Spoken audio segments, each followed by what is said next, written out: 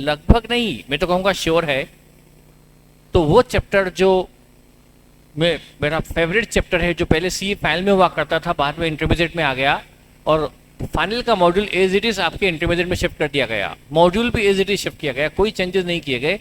तो वो चैप्टर है कंसोलिडेटेड फाइनेंशियल स्टेटमेंट, जिसको हम इन शॉर्ट कहते हैं होल्डिंग कंपनी।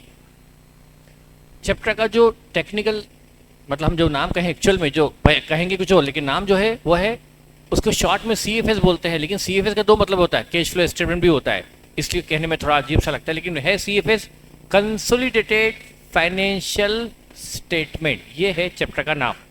तो हम नाम लिखते हैं, शुरुआत करने जा रहे हैं आज 25 जून से।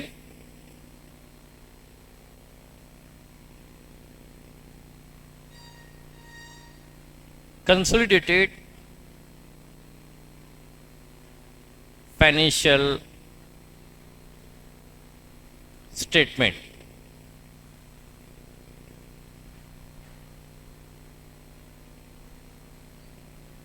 फाइनेंशियल स्टेटमेंट का मतलब मैं आपको क्या बताऊं। फाइनेंशियल स्टेटमेंट का मतलब हमारी इस चैप्टर के लिए होगा प्रॉफिट एंड लॉस, और दूसरा बैलेंस शीट। वैसे कैश फ्लो भी होता है और नोट्स टू अकाउंट भी होते हैं, पर मैं आपको यहाँ पर दो ही चीज़ बता रहा हूँ, P&L और बैलेंस शीट ही हमारे लिए ज़्यादा मीनिंगफुल है इस चैप्टर के लिए। वैसे तो फाइनेंशियल स्टेटमेंट में कैश फ्लो भी आता है, नोट्स टू अकाउंट भी आते हैं, पर हमने दो चीज़ ली है। फाइनेंशियल स्टेटमेंट, कंपनी जो बनाती है स्टेटमेंट ऑफ P&L, और कंपनी जो बनाती है बैलेंस शीट, उसको हम बोलते हैं फाइनेंशियल स्टेटमेंट। पर चैप्टर का नाम फाइनेंशियल स्टेटमेंट नहीं, कंसोलिडेटेड फाइनेंशियल स्टेटमेंट है। ये क्या है कंसोलिडेटेड मतलब क्या? एक से ज़्यादा फाइनेंशियल स्टेटमेंट को कंबाइन करके, मर्ज करके जो एक नया स्टेटमेंट बनाया जाए, उसको कहते हैं कंसोलिडेटेड, यानी मर्ज्ड, यानी कंबाइंड फाइनेंशियल स्टेटमेंट। एक कंपनी है, उसकी बैलेंस शीट अलग है, बी कंपनी है, उसकी बैलेंस शीट अलग है, दोनों की बैलेंस शीट को मर्ज करके एक कंबाइंड बैलेंस शीट बनाना, उस कंबाइंड यानी मर्ज बैलेंस शीट को कहा जाएगा कंसोलिडेटेड बैलेंस शीट। तो अब यहां हम लिखते हैं कंसोलिडेटेड फाइनेंशियल स्टेटमेंट का मतलब क्या है। Consolidated financial statement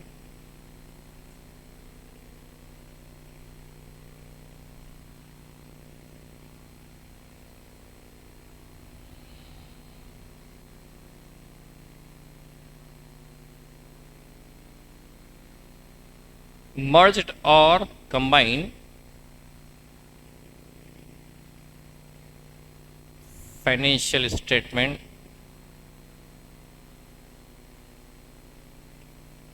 of two or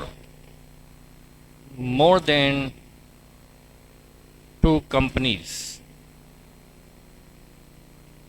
दो या दो से ज़्यादा अधिक कंपनीज के फाइनेंशियल स्टेटमेंट को मर्ज करके, कंबाइन करके एक जो नया स्टेटमेंट बनाया जाएगा, उसको कहा जाएगा कंबाइंड यानी कंसोलिडेटेड फाइनेंशियल स्टेटमेंट। शॉर्ट में बोलते हैं CFS, लेकिन हम CFS बोलने में प्रॉब्लम क्या होती है, इसके दो मीनिंग हो जाते हैं, कैश फ्लो स्टेटमेंट और कंसोलिडेटेड फाइनेंशियल स्टेटमेंट। पर हम ठीक है फुल फॉर्म, और इसको लेकिन इन शॉर्ट हम चैप्टर को प्यार से CFS या कंसोलिडेटेड फाइनेंशियल स्टेटमेंट बड़ा बोल की बजाय हम बोलते हैं होल्डिंग। हम कहते हैं हमारा होल्डिंग चैप्टर चल रहा है। अब क्या होता है, तो यहाँ पर holding company,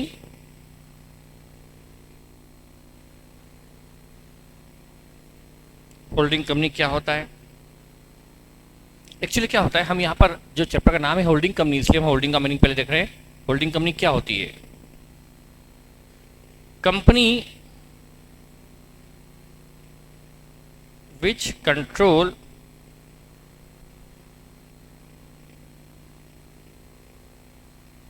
another company that is subsidiary company by, एक कंपनी जो दूसरी कंपनी पर कंट्रोल करती है, नियंत्रण रखती है। Company which control another company, वो कंपनी जो दूसरी कंपनी पर, और दूसरी कंपनी मतलब कौन? Subsidiary company. तो जो कंट्रोल करती है वो होल्डिंग हुई, और जिस पर कंट्रोल किया जाता है वो सब्सिडी। तो company which control another company by, किस तरह से एक कंपनी का दूसरी कंपनी पर कंट्रोल, नियंत्रण आ सकता है, आपने पढ़ा है।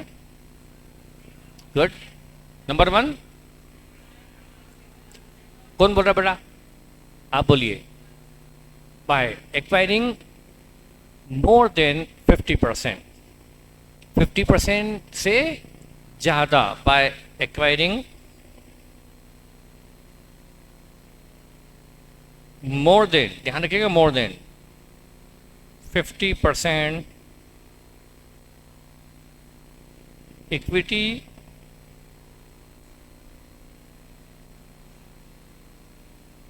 एंड या और इक्विटी एंड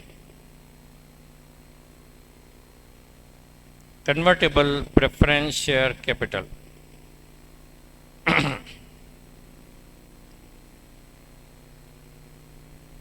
यस, एक तो ये हो गया बेटा, acquiring more than 50% voting power. अब मैंने उसको लिख दिया more than, acquiring more than 50% equity shares और कन्वर्टेबल प्रेफरेंस शेयर कैपिटल। बेटा प्रेफरेंशियल नहीं, कन्वर्टेबल मतलब जो बाद में इक्विटी में कन्वर्ट होने वाली है, तो वो है प्रेफरेंस, लेकिन अल्टीमेटली वो इक्विटी में कन्वर्ट होंगे। तब इक्विटी में कन्वर्ट होंगे तो उस पर भी वोटिंग राइट आ जाएगा।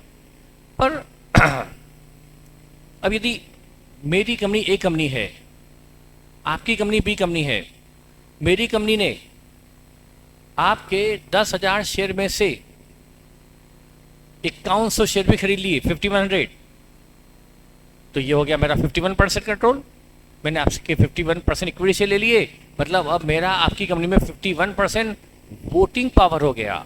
अब मीटिंग होगी तो किसकी दादागिरी चलने वाली है? वैसे तो आपकी चलती है क्लास में, लेकिन जब मेरा 51% स्टेक आ जाएगा तो फिर मेरी चलेगी, जो कभी हो ही नहीं पाएगा, वैसे चलेगी आखिरी तक आप ही की। तो उस केस में मेरी कंपनी क्या कही जाएगी? होल्डिंग, और आपकी कंपनी कही जाएगी सब्सिडी, क्योंकि मेरा आपकी कंपनी पर कंट्रोल आ गया है। जब मीटिंग होगी तो वहाँ पर मेरे पास 51% वोटिंग पावर होगा, और डिसीजन को मैं इन्फ्लुएंस कर सकता हूँ। डिसीजन जो भी होंगे वो मेरे हिसाब से होंगे, मेरे अकॉर्डिंगली होंगे। तो ये हो गया होल्डिंग का एक तरीका, और यही हमारे लिए ज़्यादा यूज़फुल है इस चैप्टर में। एक तरीका और है जो हमारी किसी काम का नहीं इस चैप्टर में, एक तरीका और है, by control over composition of board of director, by control over, वो मेरे इस चैप्टर के लिए काम का नहीं, पर मैं लिखवा देता हूं, by control over composition of board of director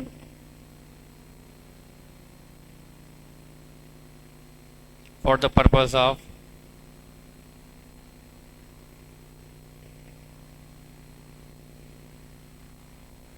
obtaining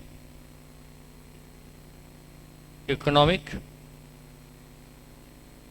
benefit from it। ये मेरे किसी काम का नहीं, फिर भी मैं 2 मिनट बता दूं।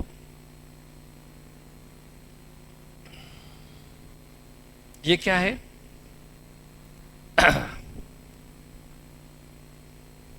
Bye control over composition of board of director for the purpose of obtaining economic benefit from it. आर्थिक लाभ, इकोनॉमिक बेनिफिट, आर्थिक लाभ लेने के उद्देश्य से मैंने आपके बोर्ड पर नियंत्रण पा लिया, आपके बोर्ड ऑफ डायरेक्टर पर मेरा कंट्रोल है, तो मैं हो जाऊंगा होल्डिंग कंपनी, आप हो जाएंगे सब्सिडी। पर ये मेरे इस चैप्टर में काम का नहीं, और मेरे ख्याल से आपका समझा हुआ भी है, तो इससे मुझे बताने की जरूरत नहीं लग रही, क्योंकि मेरे काम का नहीं। बाकी आप ज़्यादा समझदार हैं, इस थ्योरी को आप समझ लेंगे। ठीक है, हटाओ इसको। ठीक है बेटा, ये भी हो गया।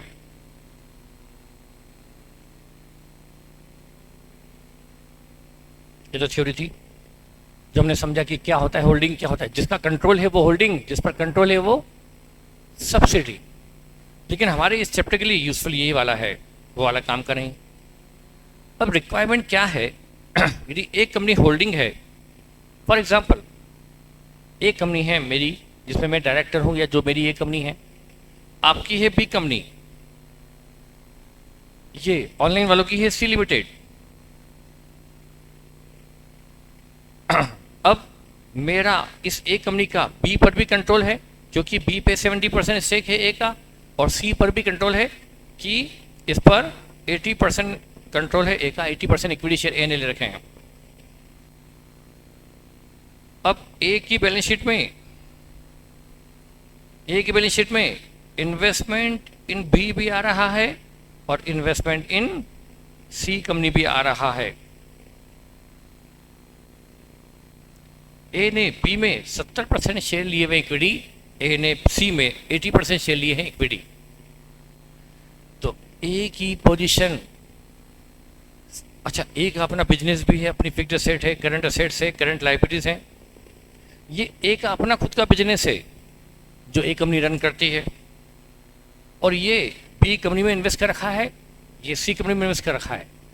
तो ए कंपनी की फाइनेंशियल पोजीशन सिर्फ इस बिजनेस पर निर्भर करेगी या बी और सी पर भी डिपेंड करेगी? कल को बी कंपनी बैठ गई, कल को बी कंपनी गड्ढे में चली गई, तो ए का 70% इन्वेस्टमेंट गड्ढे में चले जाएगा और एक कंपनी मुश्किल में आ जाएगी। यदि कल को सी कंपनी गड्ढे में चली गई तो ए का सी में लगाया सारा पैसा बर्बाद हो जाएगा और एक कंपनी बर्बाद हो जाएगी। इसका मतलब बी और सी की फाइनेंशियल पोजीशन अफेक्ट करती है ए की फाइनेंशियल पोजीशन को। और प्रैक्टिकली तो कई बार ऐसा भी होता है, मैंने तो आपके सामने 2 सब्सिडी ली है, कई बार 8, 10, 15, 20, 25, 30 सब्सिडी होती है। अब एक कंपनी है, इसकी ये सब सब्सिडीज हैं। अब यदि हाँ मान लीजिए कोई व्यक्ति, मान लीजिए एक पर्सन है, वो पर्सन मिस्टर एक्स हैं, इनके पास ए कंपनी के शेयर हैं, पर ए कंपनी ने पैसा लगा रखा है बी में, सी में, डी में, ई में, एफ में, जी में, एच में, I, J, K, L, M, N, O, P, Q, R, S, T, U, V में। तो अब बस, तो अब यदि ये मिस्टर एक्स को सिर्फ ए की बैलेंस शीट देखनी पड़ेगी या बी, सी, डी, ई, एफ, जी, एच, आई, जे की भी बैलेंस शीट देखनी पड़ेगी? थोड़ा दिमाग लगा के बताओ ना। सिर्फ ए की बैलेंस शीट देखकर काम चल जाएगा या वो बी, सी, डी, ई, एफ, जी जितनी सब्सिडी सबकी, क्योंकि सब्सिडी की फाइनेंशियल पोजीशन का इंपैक्ट आएगा होल्डिंग पर। यदि सब्सिडी डूब गई तो ये ए ने जो पैसा इसमें लगा रखा है वो भी डूब जाएगा।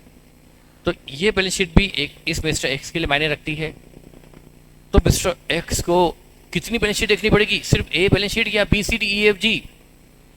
कहाँ कोई इतनी बैलेंस शीट देख पाएगा, मुश्किल है। तो क्या किया जाए? इस शेयर होल्डर मिस्टर एक्स के फैसिलिटी के लिए क्या किया जाए? क्यों ना ए की बैलेंस शीट में बी, सी, डी, ई, एफ, जी, एच, आई, जे, के की बैलेंस शीट को भी मर्ज करके पूरे ग्रुप की बैलेंस शीट बनाकर रख दी जाए। Balance sheet of the group, balance sheet of the A company है, उसके अंदर बी, सी, डी है, सब्सिडी, ये सब मिलाकर कही जाएगी companies under same group, company under same management, क्योंकि ए का नियंत्रण सभी पर है, ए का मैनेजमेंट कंट्रोल सभी पर है, तो ये कंपनीज कही जाएगी under same management with in same group. तो जब कंपनी सारी विद इन सेम ग्रुप है, अंडर सेम मैनेजमेंट है, तो इन सबकी कंबाइंड बैलेंस शीट बनाना ठीक होगा कि नहीं होगा? वो बनाना हमें सीखना है। तो हमें पहली बात तो ये समझ में आ गया होगा कि क्यों होल्डिंग और सब्सिडी की बैलेंस शीट को मर्ज करके क्यों एक नई बैलेंस शीट बनाई जाती है, ताकि शेयर होल्डर को अलग अलग बैलेंस शीट ना देखनी पड़े, बल्कि एक बैलेंस शीट देखकर वो पूरे ग्रुप की फाइनेंशियल पोजीशन को जज कर पाए।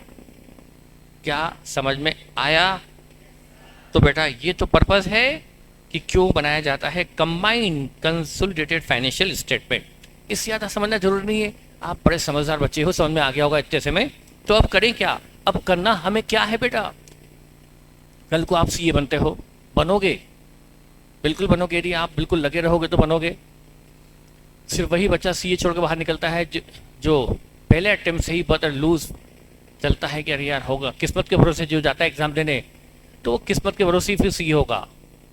तो बेटा कोई बड़ी बात नहीं, कल को आप सीए बनकर किसी फाइनेंस डिपार्टमेंट, अकाउंट डिपार्टमेंट में जाते हो और जिस कंपनी में जाते हो उसकी 2-3 सब्सिडी है, तो आपको क्या करना पड़ेगा, उन 2-3 सब्सिडी की बैलेंस शीट को होल्डिंग कंपनी की बैलेंस शीट में मर्ज करके आपको बनाना पड़ेगा combined financial statement.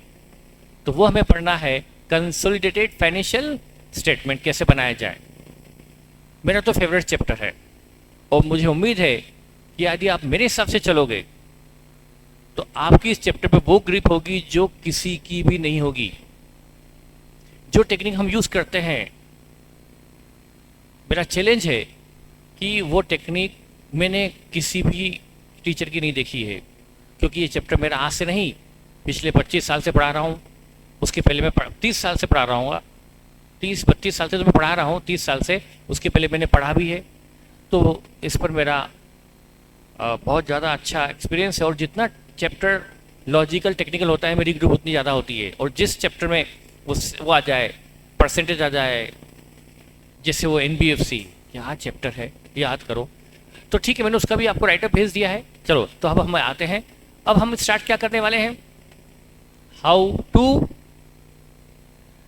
Consolidated balance sheet of holding and subsidiary. अब यहां पर ए की बैलेंस शीट यानी stand alone balance sheet, B की बैलेंस शीट यानी स्टैंड अलोन बैलेंस शीट, उसको बनाकर मर्ज बैलेंस शीट बनाई जाए। तो वो कैसे करना है मैं आपको बताऊंगा, बिल्कुल जीरो से, स्टेप बाय स्टेप। शुरू में आपको टाइम लगेगा, पर मैं डायरेक्टली नहीं जाना चाहता, स्टेप बाय स्टेप चलना चाहता हूँ, धीरे धीरे धीरे धीरे। पर आप एक चीज़ ध्यान रखना, आप यदि वाकई अपने आप से ईमानदार हो तो आपको मेरी टेक्निक फॉलो करना चाहिए, शॉर्टकट नहीं लगाना चाहिए। आप शुरू में होशियार बनते हो, अरे यार सर ने बताया, उससे अच्छा तो हम जल्दी कर लेते हैं, तो शुरू में तो आप कर लोगे क्योंकि आपको समझ में आ गया अपनी शॉर्ट ट्रिक लगाकर, लेकिन बाद में जब बड़े क्वेश्चन आएंगे तो फिर आपको दिक्कत आएगी। इसलिए समझदारी इसी में है कि मैं जैसे बताऊं बिल्कुल वैसे ही आप उसी मेथड उसी प्रोसीजर से बनाएंगे बैलेंस शीट। तो आपकी कभी बैलेंस शीट टेली नहीं हो, 2 बैलेंस शीट को बनाकर तीसरी बैलेंस शीट बनाना, 2 बैलेंस शीट को मर्ज करके थर्ड बैलेंस शीट बनाना, वो भी फर्स्ट शॉट में टेली होना जरूरी है। वो तभी हो पाएगा जब आप मेरी प्रोसेस फॉलो करोगे। इसको मैं बोल सकता हूँ कि ये मेरी अपनी टेक्निक है। तो चलिए शुरू करते हैं वन बाय वन। तो हम, अच्छा, ये जो कंसोलिडेशन किया जाएगा ना, इसका जो किस तरह से कंपनी अपनी बैलेंस शीट को कंबाइन करे, उसके लिए अकाउंटिंग स्टैंडर्ड 21 गिवन है, आपको 21 के अकॉर्डिंगली करना होगा कंसोलिडेशन। तो यहां लिख सकते हैं consolidation should be according to AS 21। Consolidation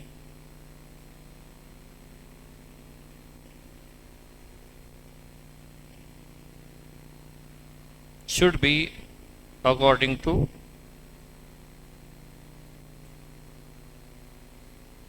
AS 21। S पर AS 21 हम करेंगे कंसोलिडेशन। तो आपका AS का प्रैक्टिकल एस्पेक्ट तो मैं करवा दूंगा, लेकिन थ्योरेटिकल एस्पेक्ट मैं नहीं करवा रहा हूँ। सिर्फ प्रैक्टिकल एस्पेक्ट जो मेरा पार्ट है वो मैं करवा रहा हूँ AS 21, लेकिन आपको इससे हेल्प मिलेगी बाकी के थ्योरेटिकल एस्पेक्ट को कवर करने की। ठीक है, तो हम पहले स्टार्ट कर रहे हैं। हमें 2 चीज़ पढ़नी है, कंसोलिडेटेड बैलेंस शीट और consolidated profit and loss. P&L तो बहुत इजी है, 2 दिन में हो जाएगा। बैलेंस शीट बहुत टेक्निकल है, मज़ा आता है, टफ तो नहीं बोल सकते, टेक्निकल है, ध्यान रखना पड़ता है। लेकिन ये कम से कम ये है कि इसमें कोई रटने वाली चीज़ नहीं है, जैसे कि NBFC में रटना पड़ता है। और जहाँ रटना आता है मुझे मज़ा नहीं आता पढ़ाने में, और जहाँ लॉजिक होते हैं जहाँ, वहाँ पर डेफिनेटली टीचर का रोल ज़्यादा बनता है। तो यहाँ पर मेरा ही रोल है इस चैप्टर में, पूरे चैप्टर में, तो कुछ भी रटने का नहीं है, सब कुछ लॉजिकल। तो चलिए हम शुरू करते हैं स्टेप बाय स्टेप। तो हम यहाँ पर कंसोलिडेशन कैसे किया जाए, कंसोलिडेशन प्रोसीजर, कंसोलिडेशन प्रोसीजर हम स्टार्ट कर रहे हैं फॉर बैलेंस शीट।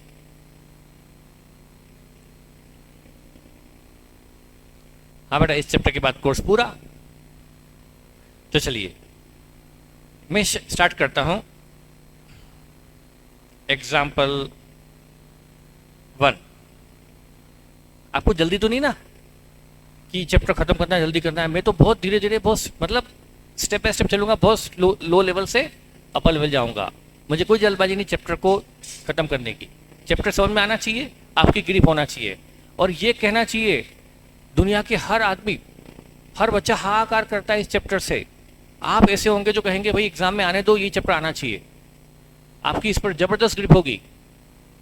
और ये सीए फाइनल तक का मुझे पता है कि सीए फाइनल में मैं आपको बताऊं, एक स्टूडेंट थी चेन्नई की, जिसका बेस इंदौर का था, पर उसके फादर चेन्नई में जॉब करते थे। वो फाइनल में, पहले फाइनल में था, ये फाइनल में लगातार फेल होती रही। तीनों ग्रुप क्लियर कर ली। मैं फाइनल का एफआर में, उसमें चैप्टर होल्डिंग था, ओल्ड सिलेबस में थी, वो नहीं हो रहा था उससे। होल्डिंग दो दो तीन तीन बार उसने पढ़ लिया, दो दो तीन बार एग्जाम दे चुकी थी, तब भी उसका नहीं हुआ, जबकि पढ़ने में अच्छी थी वो। उसके फादर मेरे पास लेके आए। अब वो कोई कैसे आए मुझे, मतलब उसके दादाजी के अंडर में मेरी सिस्टर ने जॉब किया था, तो कनेक्शन निकाल करके वो मेरे पास लेके आए।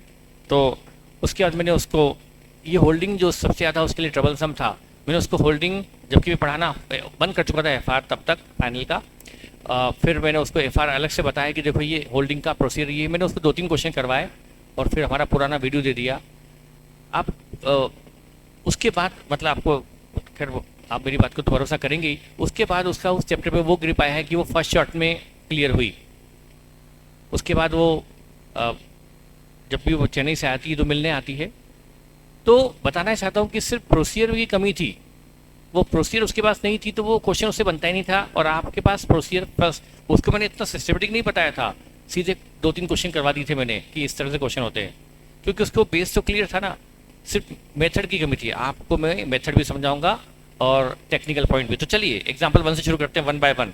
तो हम, ये है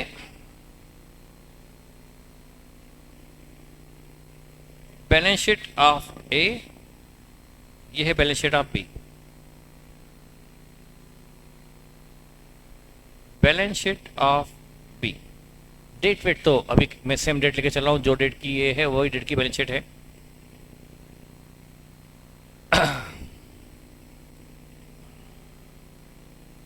इक्विटी शेयर कैपिटल, और यहाँ पर इक्विटी शेयर कैपिटल, इधर भी इक्विटी शेयर कैपिटल। बेटा हमेशा मैं कुछ भी नहीं कहूँ तो हमेशा कितने का हम शेयर मान के चलते हैं, गलत। हे भगवान, कैसे बच्चे मिले मुझे, मतलब एक चीज़ गलत, तो मैं हमेशा 100 की मानता हूँ, आपको ध्यान नहीं है, हमेशा 100 के माने, मैंने कभी 10 के माने ही नहीं।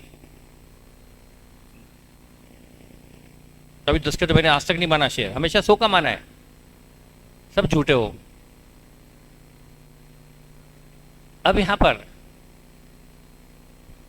ये है 10 लाख, मतलब 10,000 शेयर, और ये है 5 लाख, मतलब 5,000 शेयर।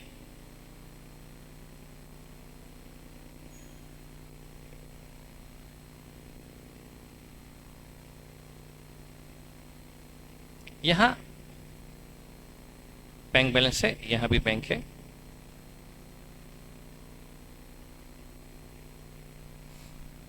अब 2 मिनट के लिए, चूंकि हमारा ये एक सबसे इजी वाली बैलेंस शीट है इस चैप्टर की, इससे इजी कुछ हो नहीं सकता। मैं अभी 2 मिनट के लिए सिर्फ मान रहा हूं, यहां पर बैंक बैलेंस 5 लाख का है, लेकिन ए में बैंक बैलेंस की बात मैं तो अभी कर रहा हूं। ए में भी बैंक बैलेंस 10 लाख था, लिखना मत, मैं लिख रहा हूं अभी, मत लिखना। ये 10 लाख बैंक बैलेंस था, तो अभी ए और बी का कोई कनेक्शन नहीं है। अच्छा, हमारे ऑनलाइन वाले बच्चे अच्छे थे, सारे बच्चों ने 100 रुपये लिखा है, बाद में लिखा, मैं देख नहीं पाया, पता नहीं, पर यहाँ तो सबका ऑनलाइन लिखा हुआ है। पहले लिखा था आदित्य सोनी, नहीं मैं, हाँ जलन तो होती है जब अपन झूठ हो जाए, सामने वाला सच हो जाए तो। कैसे सामने वाली की लकीर को काट दो, अपनी लकीर मत बढ़ाओ। चलो कोई बात नहीं, बुरा लगा। हाँ बेटा, तो बेटा ये अभी ए और बी कंपनी में कोई कनेक्टिविटी नहीं है, ए कंपनी अलग है, बी कंपनी अलग है। इसी दिन मैं बैलेंस शीट की डेट यदि मैं नहीं लूँ 31 मार्च 21 ले लूँ, चलो इससे इसी दिन ए ने बी के सारे शेयर्स खरीद लिए। ए ने बी के सारे शेयर्स खरीद लिए, तो इसका बैंक बैलेंस, और ये माना कि 100 रुपये एट पार खरीद लिए। अच्छा, वैसे बी के शेयर की इंट्रिंसिक वैल्यू क्या, असेट कितनी 5 लाख, लाइबिलिटी कितनी 0, नेट असेट कितनी 5 lakh, net asset 5 lakh divide by number of share 5000, 5 lakh की नेट असेट है डिवाइड बाय 5 या number of share, intrinsic value 100 आई और फेस वैल्यू भी 100 है, तो 100 रुपये की ही है फेस वैल्यू और 100 रुपये की ही है इंट्रिंसिक वैल्यू। इसी इंट्रिंसिक वैल्यू पर ए ने बी के शेयर खरीद लिए। ठीक है, खरीद लिए तो ए के यहाँ बैंक बैलेंस कितना रह जाएगा, 5 लाख रह जाएगा। तो एक में एंट्री क्या होगी, investment in B debit to bank. तो क्या आप इसका समझ जाएंगे, ये बैंक बैलेंस कितना रह जाएगा 5 लाख, और investment in 5000 shares of B limited भी आ जाएंगे 5 लाख। ये बैलेंस शीट हो गई ए बी की। अब ए कंपनी हो गई होल्डिंग और बी सब्सिडरी, ए का बी पर कंट्रोल आ गया। अब एस कहता है कि दोनों की बैलेंस शीट को मर्ज करके एक नई बैलेंस शीट बनाओ, कंबाइंड बनाओ। तो हमें अब बैलेंस शीट ए और बी की नहीं, ग्रुप की बनानी है, और ग्रुप में न सिर्फ ए है बल्कि बी कंपनी भी विद इन सेम ग्रुप है। तो हमें अब बनानी है consolidated balance sheet, that is balance sheet of group। अब हम बनाएंगे बैलेंस शीट ऑफ ग्रुप।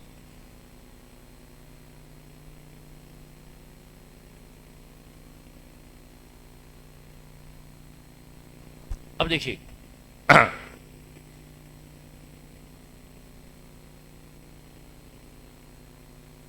अच्छा चलो एक काम करते हैं, मैं आप लोग को बना देता हूं एक कंपनी का शेयर होल्डर।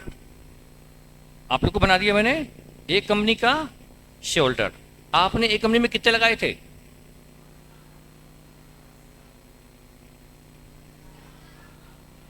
कहाँ है 5 लाख वाला? ये कल तो बड़ा सही चल रहा था एनबीएफसी में, आज इसको क्या हो गया? कितना लगाए थे एक कंपनी में आपने? 10 लाख में से आपने 5 लाख कहाँ लगा रखे हैं? 10 लाख में से 5 लाख कहाँ लगा दिया आपने? बी में। तो आपने जो 5000 बी के शेयर खरीदे, तो क्या आपका इन्वेस्टमेंट 15 लाख हो गया? कि 10 लाख ए में लगाए, 5 लाख बी में लगाए, कुल मिला के 15 लाख लगा दिए? कि उसी 10 लाख में से 5 लाख आपने बी में लगाए हैं? दिख रहा है कि उसी 10 लाख में से आपने 5 लाख बी में लगाए हैं।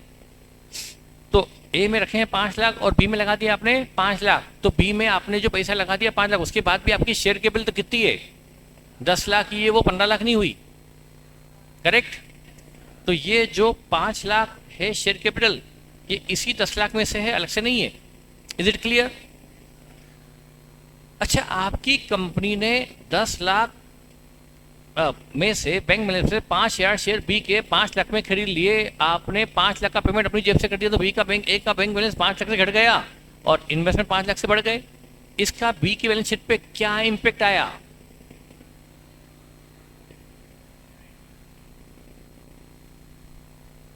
अच्छा, ये शेयर्स आपने किससे खरीदे? एक कंपनी ने ये शेयर्स किससे खरीदे? जोर से बोलो, मुझे सुनाई नहीं दे रहा। किससे? पहले कुछ और जब देखा कि यार कुछ कोई और बोल रहा है तो अपनी बात बदल दी। आप है ना गिरगिट से भी ज़्यादा तेज रंग बदलते हो।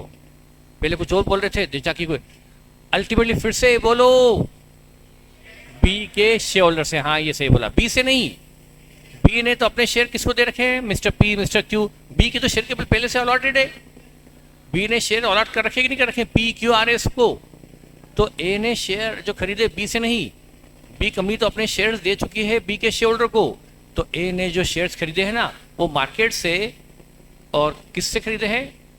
बी के शेयर होल्डर से। तो पेमेंट किसकी जेब में गया है? बी के शेयर होल्डर की जेब में गया। तो ए बी पर कोई इंपैक्ट नहीं आया, बी की बैलेंस शीट में कोई इंपैक्ट नहीं आएगा। इसका आया समझ में? बी की बैलेंस शीट पर कोई इंपैक्ट नहीं आएगा बेटा। पर अच्छा, बी की शेयर केवल बढ़ जाएगी क्या? नहीं, बस ये 5 लाख शेयर उसने अलॉट कर रखे थे मिस्टर पी क्यू आर को, और अब वो शेयर उसने एक और अब बी में शेयर होल्डर पहले पी क्यू आर थे, अब बी की शेयर होल्डर ए है। बस रजिस्टर ऑफ शेयर होल्डर में बी को क्या चेंज करना पड़ेगा? P Q R share holder का नाम हटाकर ए का नाम रखना पड़ेगा as a equity share holder. अब ए कंपनी हो गई है बी में इक्विटी शेयर होल्डर, उसके पास बी के सारे 100% वोटिंग पावर है।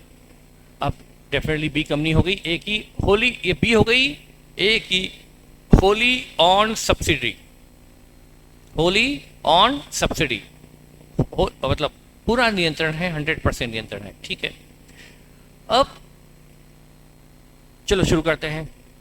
तो ध्यान रखना, बी की बैलेंस शीट पे इसका कोई इम्पैक्ट नहीं आएगा, उसका रीजन मैंने बता दिया। बी की बैलेंस शीट पे इफेक्ट, लेकिन बी के रजिस्टर ऑफ शेयर होल्डर पे इफेक्ट आएगा। बी को अपने रजिस्टर ऑफ शेयर होल्डर में पी क्यू आर का नाम, पुराने शेयर होल्डर्स का नाम हटाकर ए का नाम चढ़ाना पड़ेगा as a existing equity share holder. अब हम बनाते हैं, ये हमारी पहली कंसोलिडेट बैलेंस शीट बनने जा रही है। अब जैसे ए का बैंक बैलेंस 5 लाख है, बी का बैंक बैलेंस भी 5 लाख है, तो ग्रुप का बैंक बैलेंस कितना? ग्रुप के पास बैंक बैलेंस नाम की एसेट कितनी है? पूरे ग्रुप की बैंक बैलेंस दिखाएंगे, debtor, creditor, stock, machine, furniture, vehicle, सब हम यहाँ पर ग्रुप का दिखाने जा रहे हैं कि ग्रुप के पास असेट कितनी है, ग्रुप के पास लायबिलिटी कितनी है। ये बैलेंस शीट बनने जा रही है न ए की न बी की, बल्कि ग्रुप की। लेकिन एक बात ध्यान रखना, ये बैलेंस शीट भले ही बन रही है ग्रुप की, ए और बी की मर्ज, पर ये बैलेंस शीट किसके काम की है? कौन देखेगा इस बैलेंस शीट को? ए का शेयर होल्डर देखेगा या बी का शेयर होल्डर देखेगा? ए का शेयर होल्डर देखेगा। बी का शेयर होल्डर कौन सी बैलेंस शीट देखेगा? मान लो 2 मिनट के लिए ए ने बी में 80% शेयर लिए, 2 मिनट के लिए, 100% नहीं 80%, तो 20% शेयर बी के किसके पास है? अदर शेयर होल्डर के पास, ए के पास नहीं। तो जो अदर शेयर होल्डर है जिनके पास बी के शेयर्स हैं, वो बी की बैलेंस शीट देखेंगे या कंसोलिडेटेड बैलेंस शीट देखेंगे? बेटा उनको ए से कोई मतलब ही नहीं, उनके पास तो बी का शेयर्स है, तो वो तो ये बी की बैलेंस शीट देखेंगे, उनको ए की इस कंसोलिडेटेड बैलेंस शीट से मतलब ही नहीं। क्या मेरी बात समझ में आती है? तो ये कंसोलिडेटेड बैलेंस शीट सिर्फ किसके लिए यूजफुल है? ए के इक्विटी शेयर होल्डर के लिए। बी के इक्विटी शेयर होल्डर जो ए में नहीं है, बी के अदर इक्विटी शेयर होल्डर, वो इस बैलेंस शीट को झांकेगी भी नहीं, इस बैलेंस शीट को, उनको इस बैलेंस शीट से मतलब ही नहीं, उनको मतलब सिर्फ बी की बैलेंस शीट से। मेरी बात समझ में आपको अच्छे से आ गई होगी।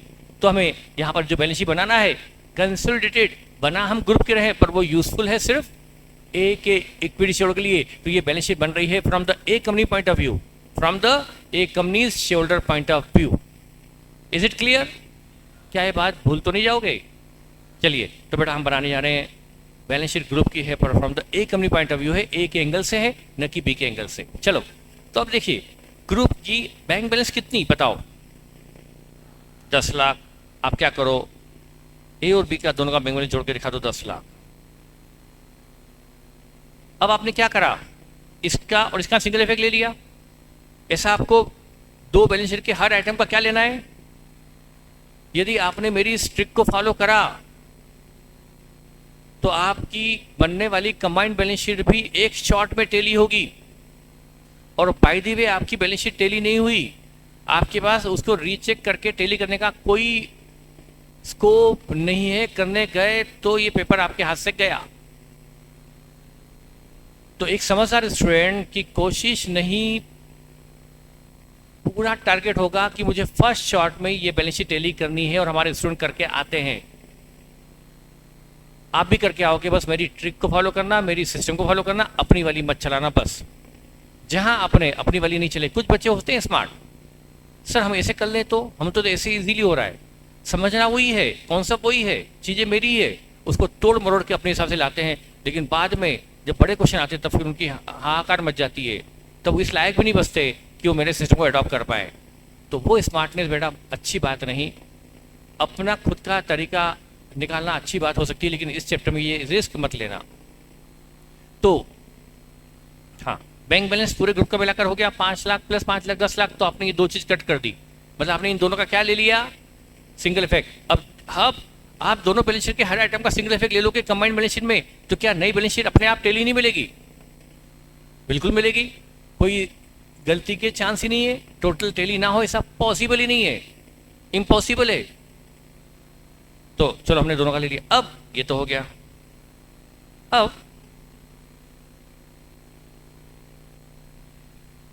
अब आप ये तो मैंने ले लिया, ये बैंक बैलेंस भी आ गया।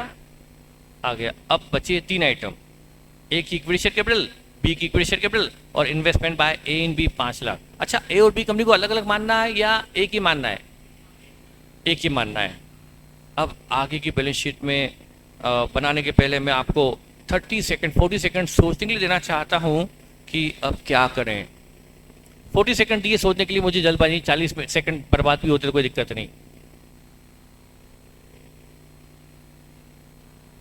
दिव्या और सिद्धार्थ सही हैं आप,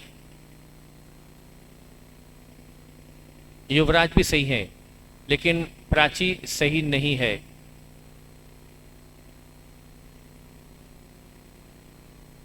विजय धाकड़ भी सही नहीं है।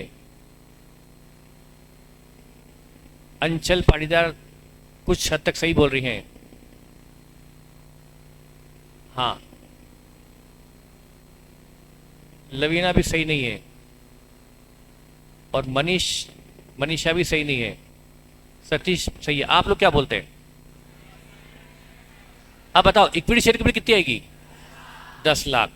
आप सही बोल रहे हैं। इधर आधे बच्चों ने 15 लाख लिखा है। कैसे ग्रुप की शेयर कैपिटल 15 लाख हो सकती है? ये जो 5 लाख है इसी 10 लाख में से कि 10 के अलावा है? आपने ए में 10 लाख लगाया, उस 10 लाख में से 5 लाख बी में डाइवर्ट कर दिया, तो आपका पूंजी तो 10 लाख की लगी ना। 5 लाख ए में पड़ी है और 5 लाख बी में पड़ी है, तो आपकी पूंजी 15 लाख कैसे होगी ग्रुप की? और बैलेंस शीट ए के लिए बन रही है, आप ए के शेयर हैं, आपकी पूंजी 15 लाख होगी क्या? आपने ए में कितना लगाया था? उसमें से 5 लाख आपने ए में रहने दिया और बचाओ 5 लाख आपने बी में लगा दिया, तो आपकी पूंजी बढ़कर क्या 15 लाख हो गई?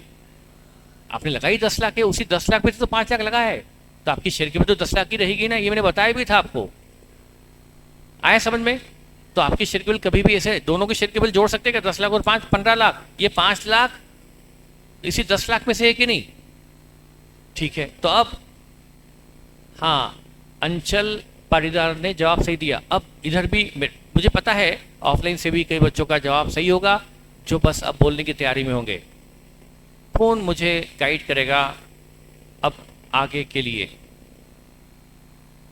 3 आइटम बचे हैं इस कंसोलिडेटेड बैलेंस शीट में आने के लिए। 3 आइटम का इम्पैक्ट बचा है।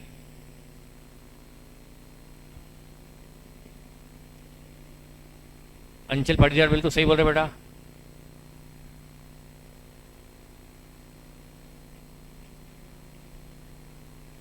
हाँ, वैदिक मित्तल भी सही है। बोलो ना, कौन बोल रहा था? डरते क्यों हो? जब ऑनलाइन में इतने बच्चे सही है तो ऑफलाइन में सही क्यों नहीं होंगे?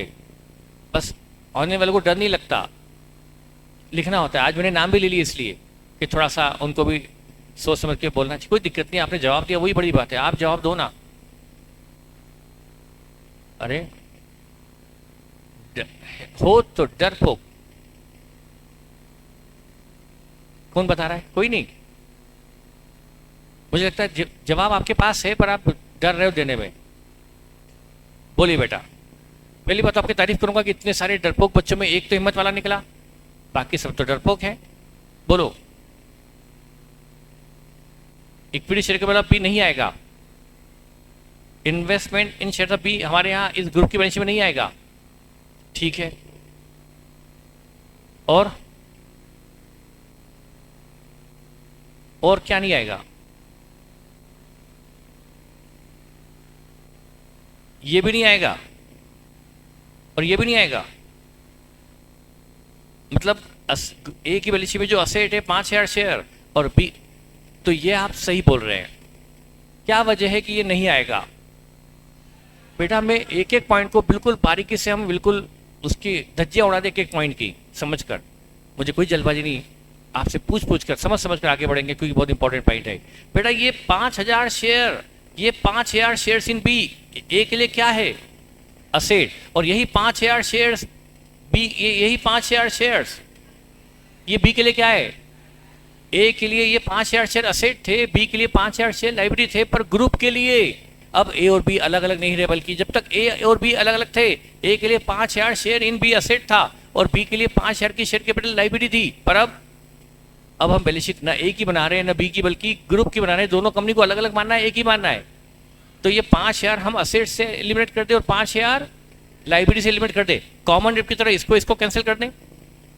आया समझ में, कॉमन डेट की तरह दोनों को कैंसिल करें कि नहीं करें।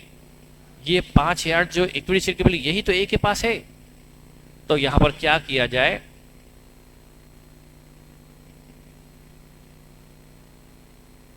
क्या किया जाए, एक वर्किंग नोट बनाया जाए, इसका नाम नहीं लिखूंगा, इसका इंपैक्ट लेना है। मैंने इसको, ये हमारा असेट साइड में है, इसको मैंने यहां लिया, इन्वेस्टमेंट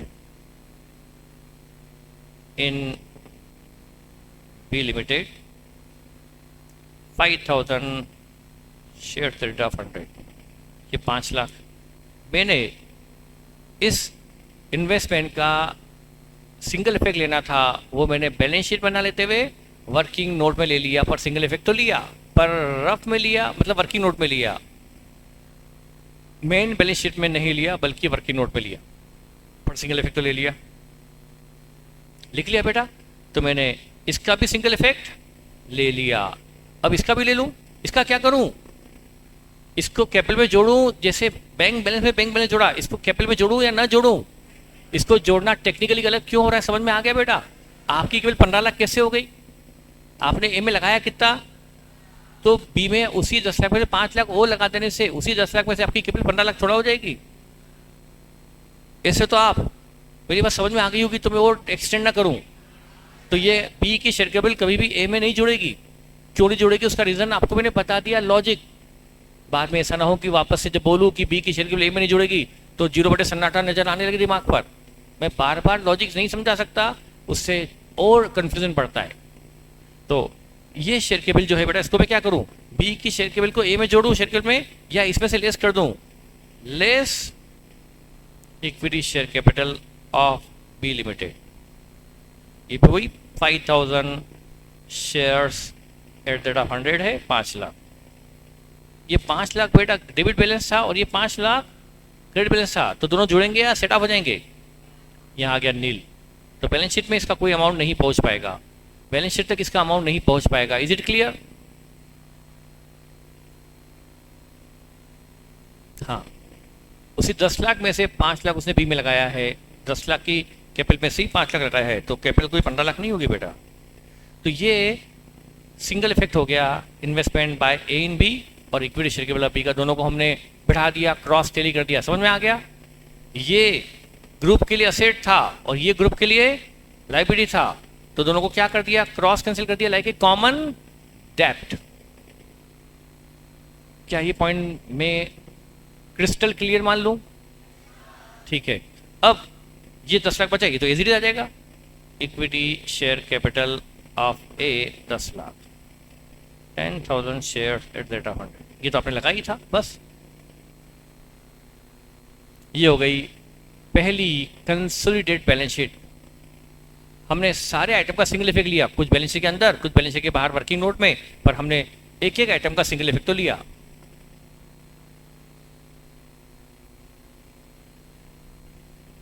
ठीक,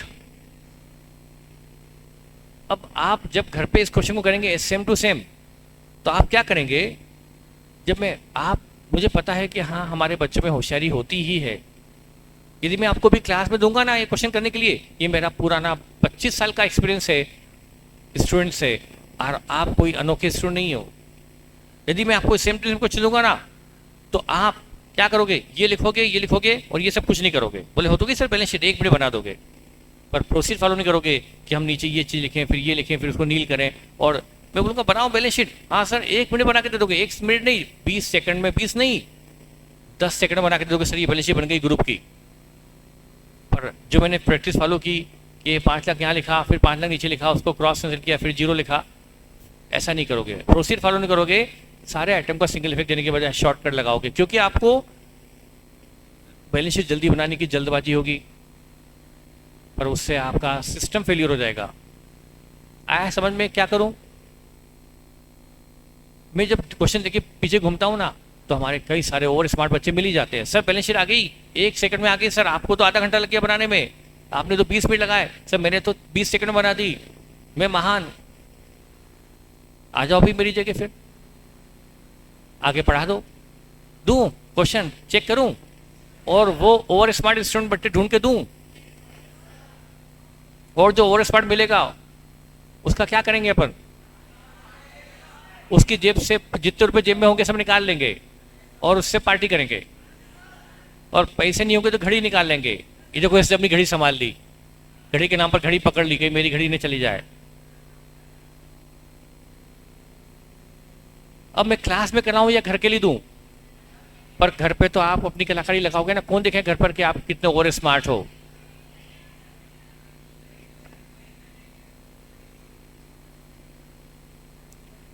चलिए, ये था हमारा पहला एग्जाम्पल, एग्जाम्पल 2।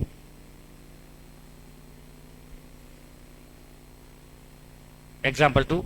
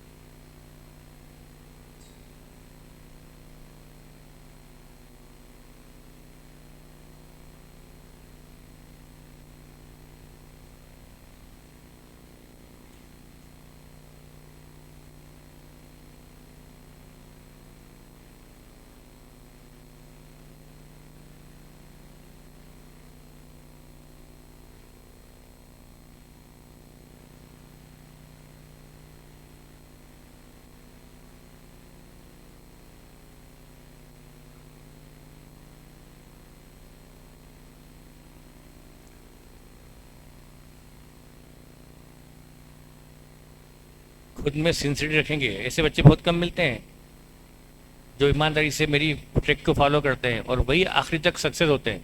बाकी सब हवाबाजी करते रह जाएंगे। चलो ये अगला क्वेश्चन।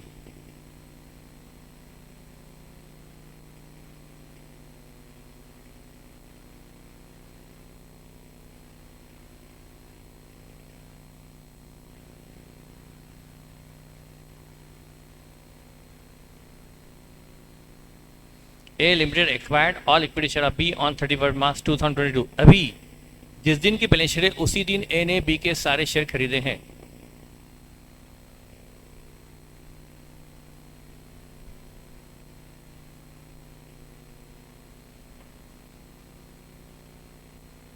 लिख लिया हो तो मुझे बोल देना।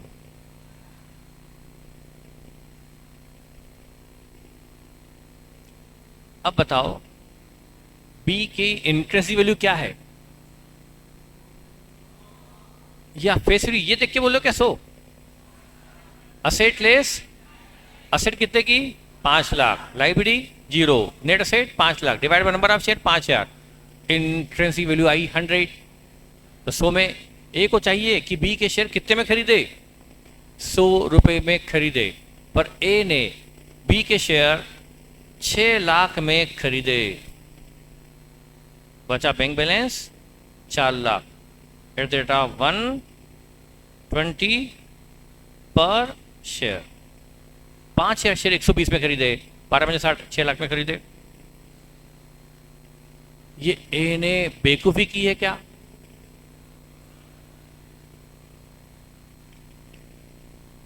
देना कितना था ए को? ये 1000 शेयर, ये 5000 शेयर खरीदने के लिए देना था 5 लाख, पर 6 लाख दिया। सिद्धार्थ अग्रवाल गलत है बेटा। आप ये ए ने बी को पेमेंट नहीं किया है, ये बी के लिए प्रीमियम नहीं है। ए ने तो पेमेंट मार्केट को किया है, बी के शेयर को किया है। तो 1 लाख जो ज्यादा मिला है वो किसको मिला? बी को या बी के इक्विटी शेयर को? सिद्धार्थ, आपने मेरी बात पर ध्यान नहीं दिया कि ये पेमेंट बी के शेयर को नहीं मिल रहा, बी के शेयर को मिल रहा है, बी को नहीं, तो आपने कैसे बोल दिया कि बी के लिए प्रीमियम हो गई? आपका ध्यान नहीं है क्लास पर बेटा। तो ये 1 लाख रुपए एक्स्ट्रा किसको मिला, बी को या बी के शेयर को?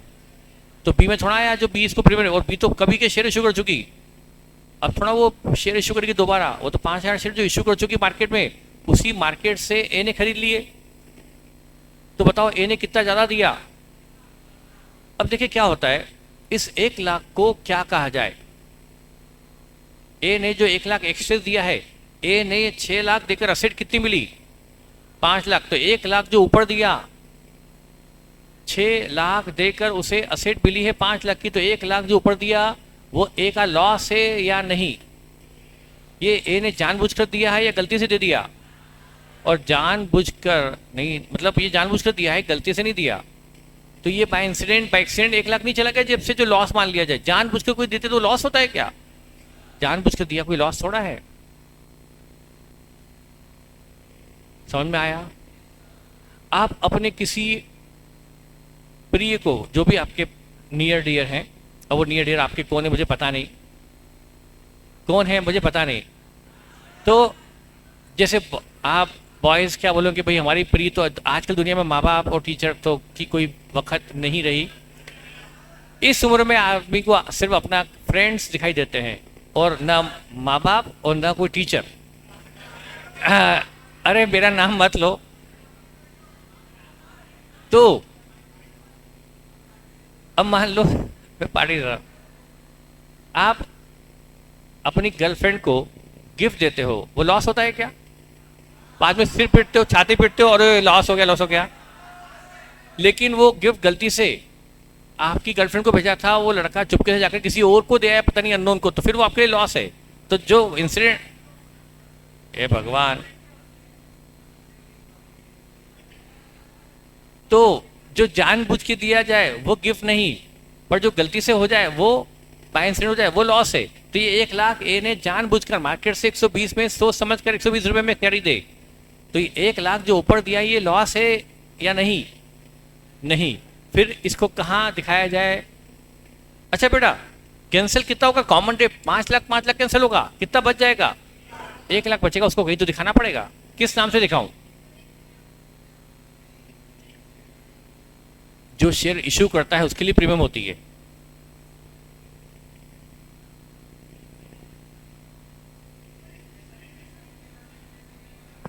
नहीं नहीं, मैं आपको 2 नाम बताता हूं, दोनों अप्रोप्रिएट हैं।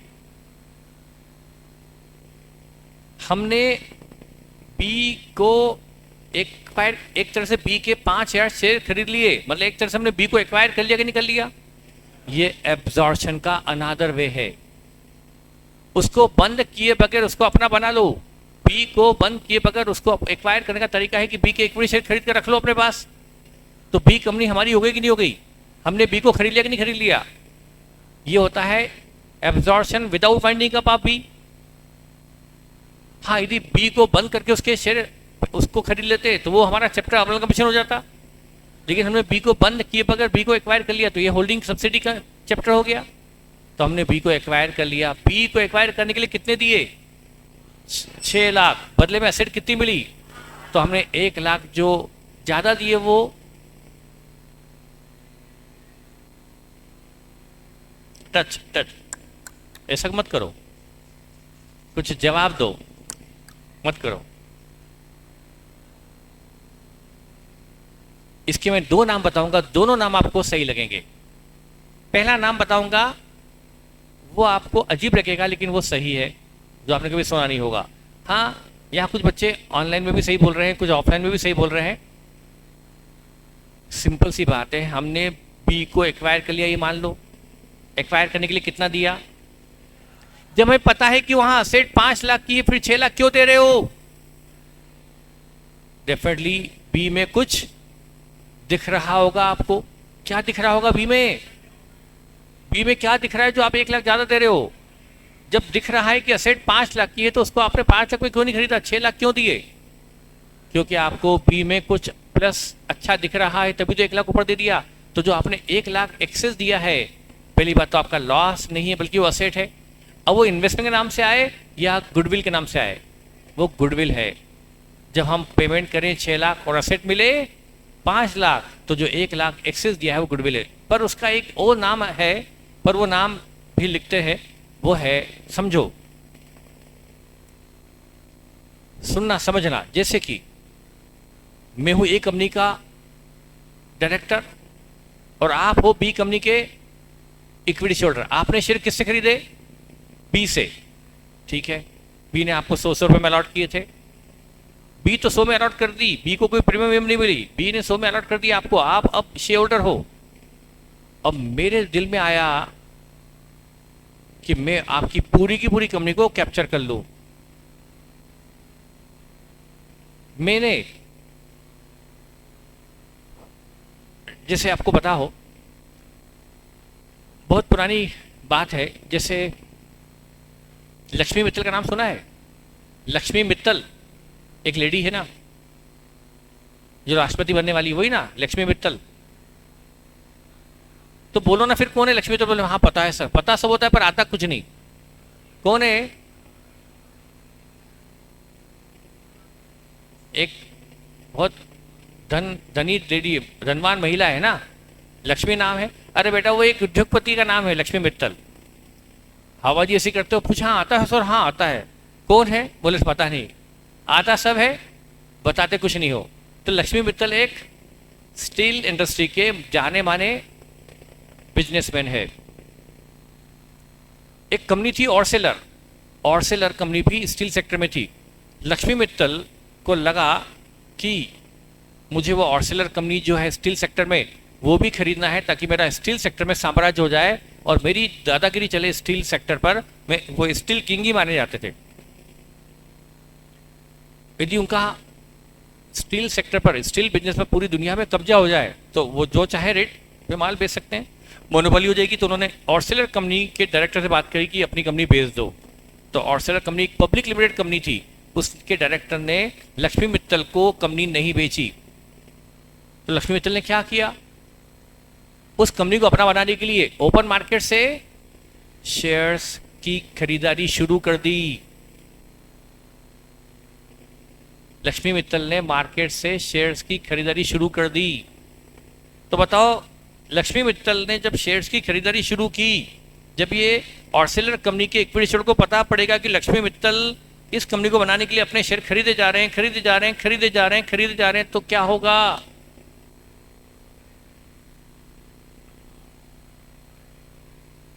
कौन से कंपनी की शेयर की रेट बढ़ जाएगी? ऑर्सेलर कंपनी के शेयर होल्डर भाव खाने लगेंगे। उनको पता है कि लक्ष्मी मित्तल हमारे शेयर खरीदे जा रहा है ऑर्सेलर कंपनी को अपना बनाने के लिए, तो ऑर्सेलर कंपनी के शेयर होल्डर अपना रेट बढ़ा देंगे। तो अब वो जो रेट बढ़े और लक्ष्मी मित्तल उस बढ़े हुए रेट पर शेयर खरीद रहा है, वो ऑर्सेलर कंपनी की गुडविल नहीं है, बल्कि एक जो लक्ष्मी मित्तल पे कर रहा है ऑर्सेलर कंपनी के शेयर होल्डर को, लक्ष्मी मित्तल जो पे कर रहे थे ऑर्सेलर कंपनी के, वो ऑर्सेलर कंपनी की गुडविल के लिए नहीं, ऑर्सेलर कंपनी पर नियंत्रण पाने के लिए। कंट्रोल आ जाए, कंट्रोल आ जाए, कंट्रोल आ जाए, तो वो हो गई कॉस्ट ऑफ कंट्रोल। तो वो एक्सेस अमाउंट जो दिया वो क्या हो गई? तो यहां पर बी के शेयर कितने के थे? वैसे उसकी वर्थ क्या है? 5 लाख पर शेयर वर्थ क्या है? फिर भी ए कंपनी बी के शेयर होल्डर से मार्केट से ये शेयर 120 में 20 रुपए ऑन पे क्यों खरीद रही है? या तो इसको क्या मान सकते हो? बी की गुडविल, या फिर गुडविल नहीं तो फिर क्या? गुडविल नहीं तो फिर क्या? भाई जैसे ही पता पड़ा आप शेयर होल्डर को कि मैं आपकी कंपनी के शेयर खरीदना चाहता हूं, मैं बी कंपनी को अपना बनाना के लिए शेयर खरीदना शुरू कर रहा हूं, ये न्यूज आप तक आ गई, तो बताओ क्या होगा? और मुझे आपके सारे के सारे शेयर खरीदना है, आपसे भी, आपसे भी, आपसे भी, आपसे भी खरीदनी है मुझे, तो आप क्या भाव खाओगे कि नहीं खाओगे? और अपना 100 रुपए का शेयर मुझे 120 में बेचोगे, महंगा बेचोगे। तो मैंने 20 रुपए गुडविल के लिए नहीं, बल्कि कॉस्ट ऑफ कंट्रोल है, मैंने कंट्रोल एक्वायर करने की कीमत चुकाई है। ये समझ में आया? तो या तो ये गुडविल हो सकती है या ये कॉस्ट ऑफ कंट्रोल, पर इसमें से क्या गुडविल है और क्या कॉस्ट ऑफ कंट्रोल कहना मुश्किल नहीं है, इसलिए इसका नाम क्या होता है? गुडविल या कॉस्ट ऑफ कंट्रोल। तो देखो यहां पर मैं स्टार्ट करता हूं सॉल्यूशन। हम बनाते हैं कंसोलिडेटेड बैलेंस शीट 31 मार्च 2022 को ये बनेगी कंसोलिडेटेड बैलेंस शीट।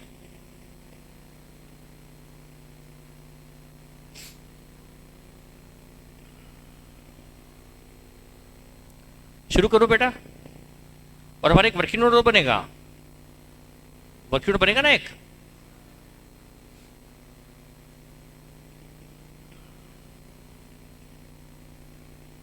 हाँ, ये जो आपने मुझे बैलेंस शीट बना के दी है वो मेरे किसी काम की नहीं, ये तो आप बना सकते हो 20 सेकंड में, पर मुझे लिए इंपॉर्टेंट है मेरा सिस्टम। चलो शुरू करूँ क्या? ये बैंक बैलेंस और ये बैंक बैलेंस जोड़ा जाए, ये हो गया सिंगल इफेक्ट। कितना हो गया? ग्रुप का बैंक, ओहो, अभी टोटल भी सिखाऊं प्लस माइनस? कितना है बैंक बैलेंस? 9 लाख।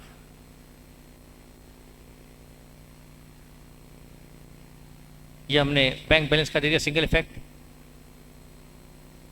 अच्छा, अभी तो 3 आइटम का सिंगल इफेक्ट बचा है, 3 आइटम का बचा है। उसमें से ये जो 5000 शेयर्स हैं और ये जो 5000 शेयर हैं, ये 5000 शेयर को हमें क्या करना पड़ेगा? कैंसिल करना पड़ेगा, क्रॉस। फिर बताऊं लॉजिक इसका? पहला लॉजिक वही था, इसलिए दोबारा कभी नहीं बताया जाएगा। और मैंने कम से कम 20 मिनट लिया होगा उसको समझाने के लिए, लिया कि नहीं लिया 20 मिनट? तो ये 5 है, तो मैं यहाँ पर बेटा cost of investment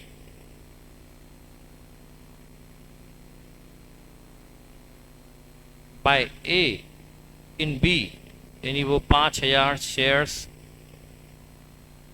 in B, ये 6 लाख में लिए हुए उसने, ये मैंने 6 लाख वर्किंग नोट पे ले लिया। ये इसका भी मैंने सिंगल इफेक्ट लिया, लेकिन बैलेंस शीट में नहीं, बैलेंस शीट के बाहर ले लिया।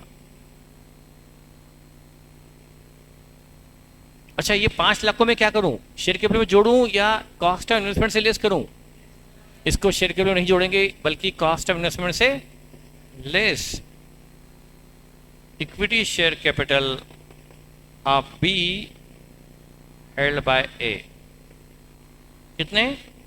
5000 शेयर्स। 5 लाख से लेस कर दिया मैंने। 1 लाख क्या बच गया? 1 लाख का पेमेंट ए ने ज्यादा दिया हुआ है, किसको? बी को या बी के शेयर को? बी के शेयर को, बी को नहीं। ये अमाउंट बी को नहीं मिला है जिससे उसकी प्रीमियम में बढ़ जाए। अब ये 1 लाख को क्या लिखूं? गुडविल या कॉस्ट ऑफ कंट्रोल? इसको बैलेंस शीट में गुडविल के नाम से दिखाया जाता है, पर ये goodwill plus cost of control का कंबाइंड अमाउंट है।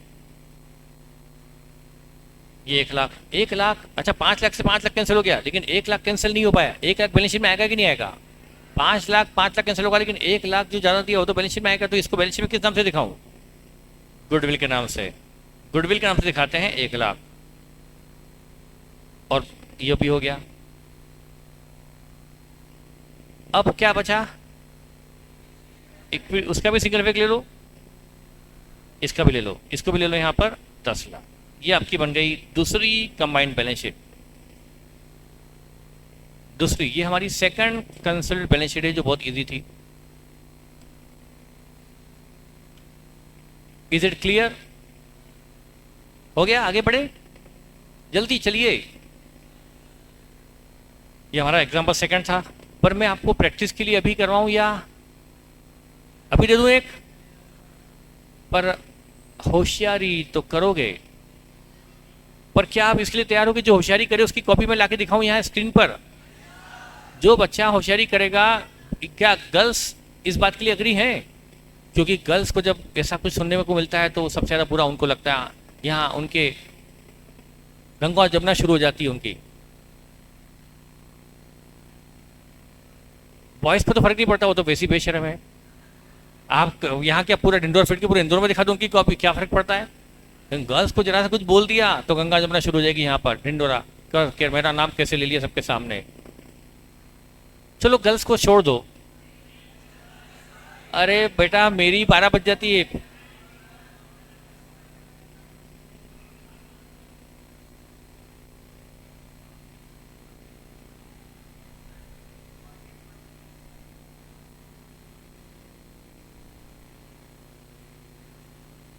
चलो लो,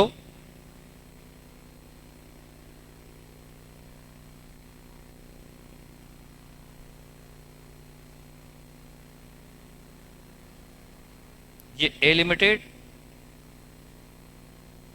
ये बी लिमिटेड। बैलेंस शीट 31 मार्च 2022 की है, ये भी 2022 की है।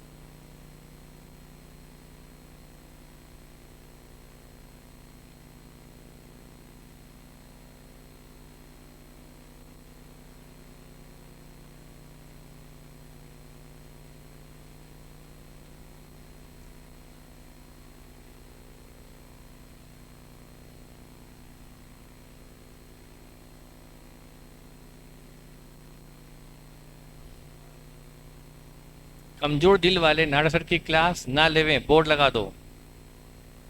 ऐसा है क्या? मैं इतना डर खतरनाक हूँ? अच्छा, अब समोसा कट।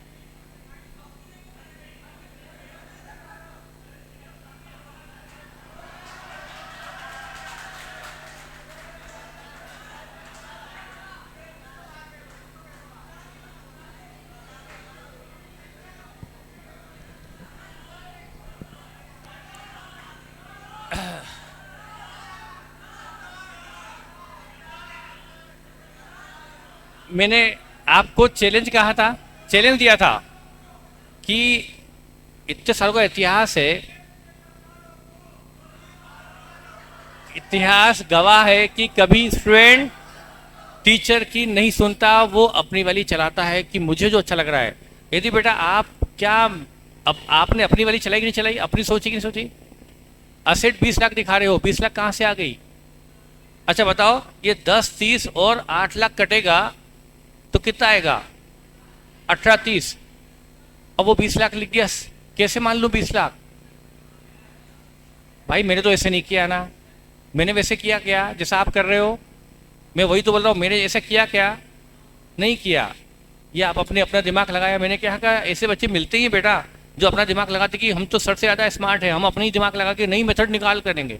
बेटा ऐसा होता तो मैं 25 मैंने बताया 30 साल से मेथड फॉलो कर रहा हूँ।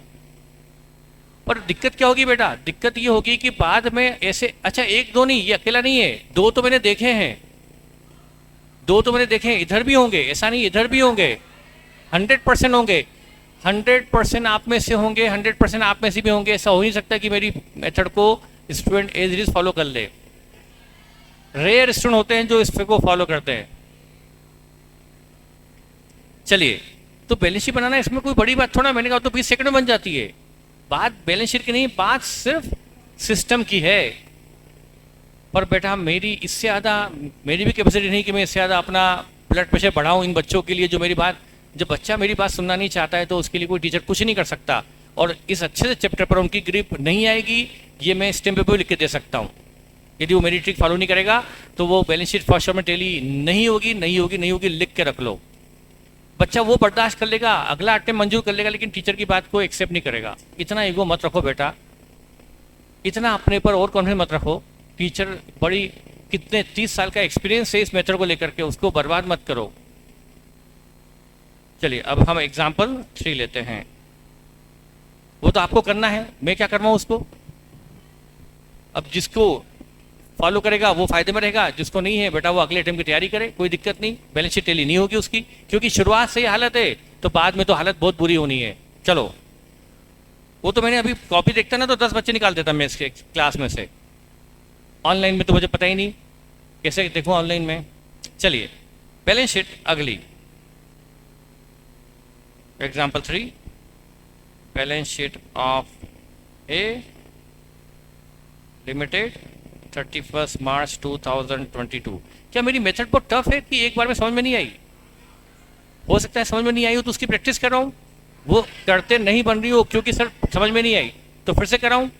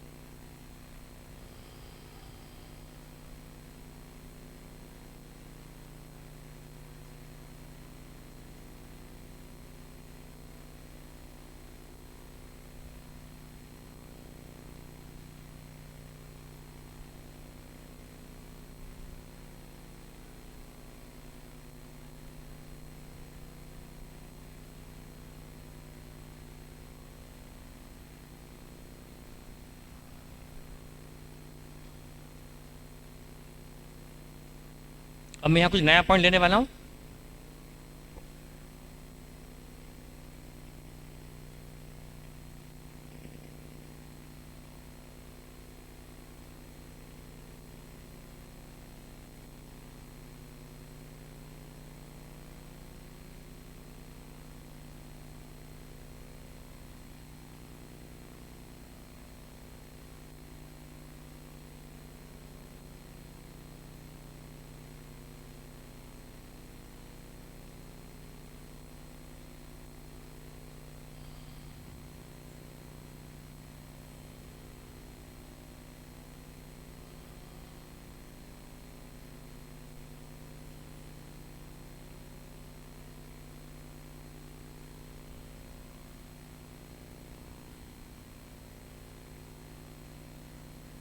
हाँ बेटा, थैंक यू, आपने मेरी मेथड फॉलो की ऑनलाइन, तो अच्छी बात है। उसके लिए बहुत बहुत धन्यवाद आप लोगों को।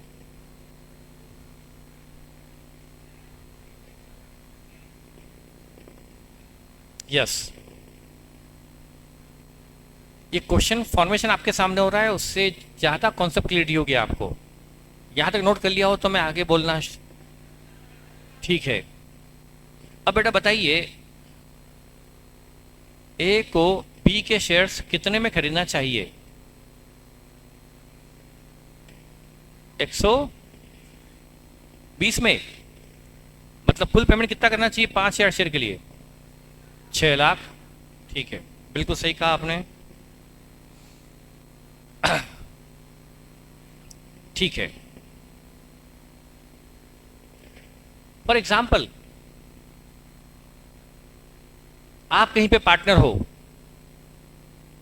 आप किसी फर्म में पार्टनर हो, 8 महीने पार्टनर आप रहे,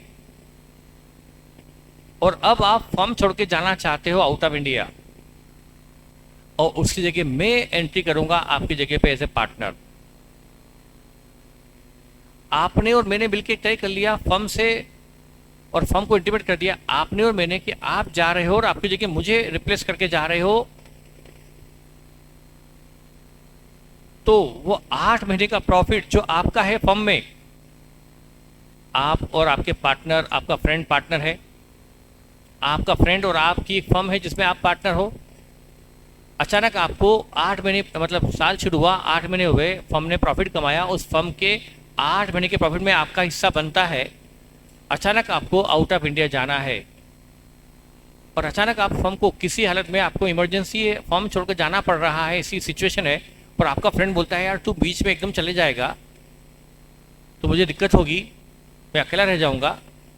तो आपने मुझसे बात करी और मैंने और आपसे डील करी, मैंने आपको कहा कि तू निकल जा आउट ऑफ इंडिया, ये तेरा 8 महीने का प्रॉफिट मैं तुझे दे देता हूँ, फर्म तो हिसाब किताब बाद में करने वाली है, अभी नहीं दे पाएगी तुरंत जाते वक्त, ये 8 महीने का प्रॉफिट और तेरी पूंजी जो तूने फर्म में पूंजी लगा रखी वो भी मुझसे ले ले, और 8 महीने का प्रॉफिट, मैं खास करके बात करूँ, 8 महीने का प्रॉफिट मैंने आपको दे दिया, और आप वो प्रॉफिट लेके रवाना हो गए कनाडा, और आपने मुझे एक राइटिंग में लेटर दे दिया कि वो 8 महीने का प्रॉफिट जो आपका था वो प्रॉफिट आप मुझे बेच रहे हैं, अब फर्म से वो 8 महीने का प्रॉफिट मैं लूंगा।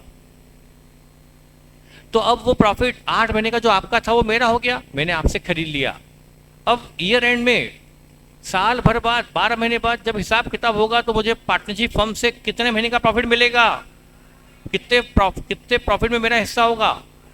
12 महीने के प्रॉफिट में हिस्सा होगा, और मुझे 12 महीने का प्रॉफिट मेरे खाते में आएगा, मुझे मिलेगा 12 महीने का प्रॉफिट। और जो 12 महीने का प्रॉफिट मिला मुझे, उसमें कितना प्रॉफिट मेरे लिए जेन्युइन प्रॉफिट है, मेरा प्रॉफिट है, एक्चुअल प्रॉफिट है, जो मैं अपनी कमाई मान सकता हूं? 4 महीने का।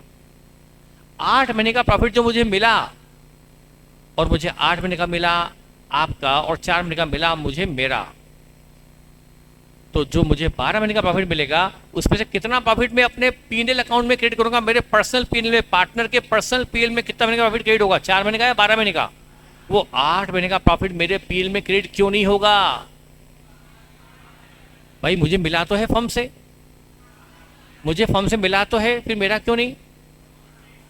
वो मैंने खरीदा है, वो मेरा खरीदा हुआ प्रॉफिट है या कमाया हुआ? वो 8 लाख का प्रॉफिट, जो प्रॉफिट 8 महीने का प्रॉफिट है, मैंने आपको दिया था पहले, वो 8 महीने का प्रॉफिट मैंने आपको दिया, और बाद में वही 8 महीने का प्रॉफिट मेरे पास आ गया। जब ये आया तब क्या मैं इसको अपनी कमाई मान लूँ? पर ये भी तो देखूँ कमाई नहीं है, क्योंकि मैंने पहले 8 महीने का प्रॉफिट दिया था, वही तो मुझे मिला है। तो ये 8 महीने का प्रॉफिट मेरी रिसिप्ट भी नहीं है, एक तो जो मैंने जो दिया था उसी को वापस मिलना, रिसिप्ट नहीं होती, इनकम नहीं होती। आया समझ में? आप किसी को लोन देते हो, आपने अपने फ्रेंड को 12,000 का लोन दिया, और 1 साल बाद 12,000 आपके फ्रेंड ने वापस कर दिए, तो क्या आपकी इनकम हो गई 12,000?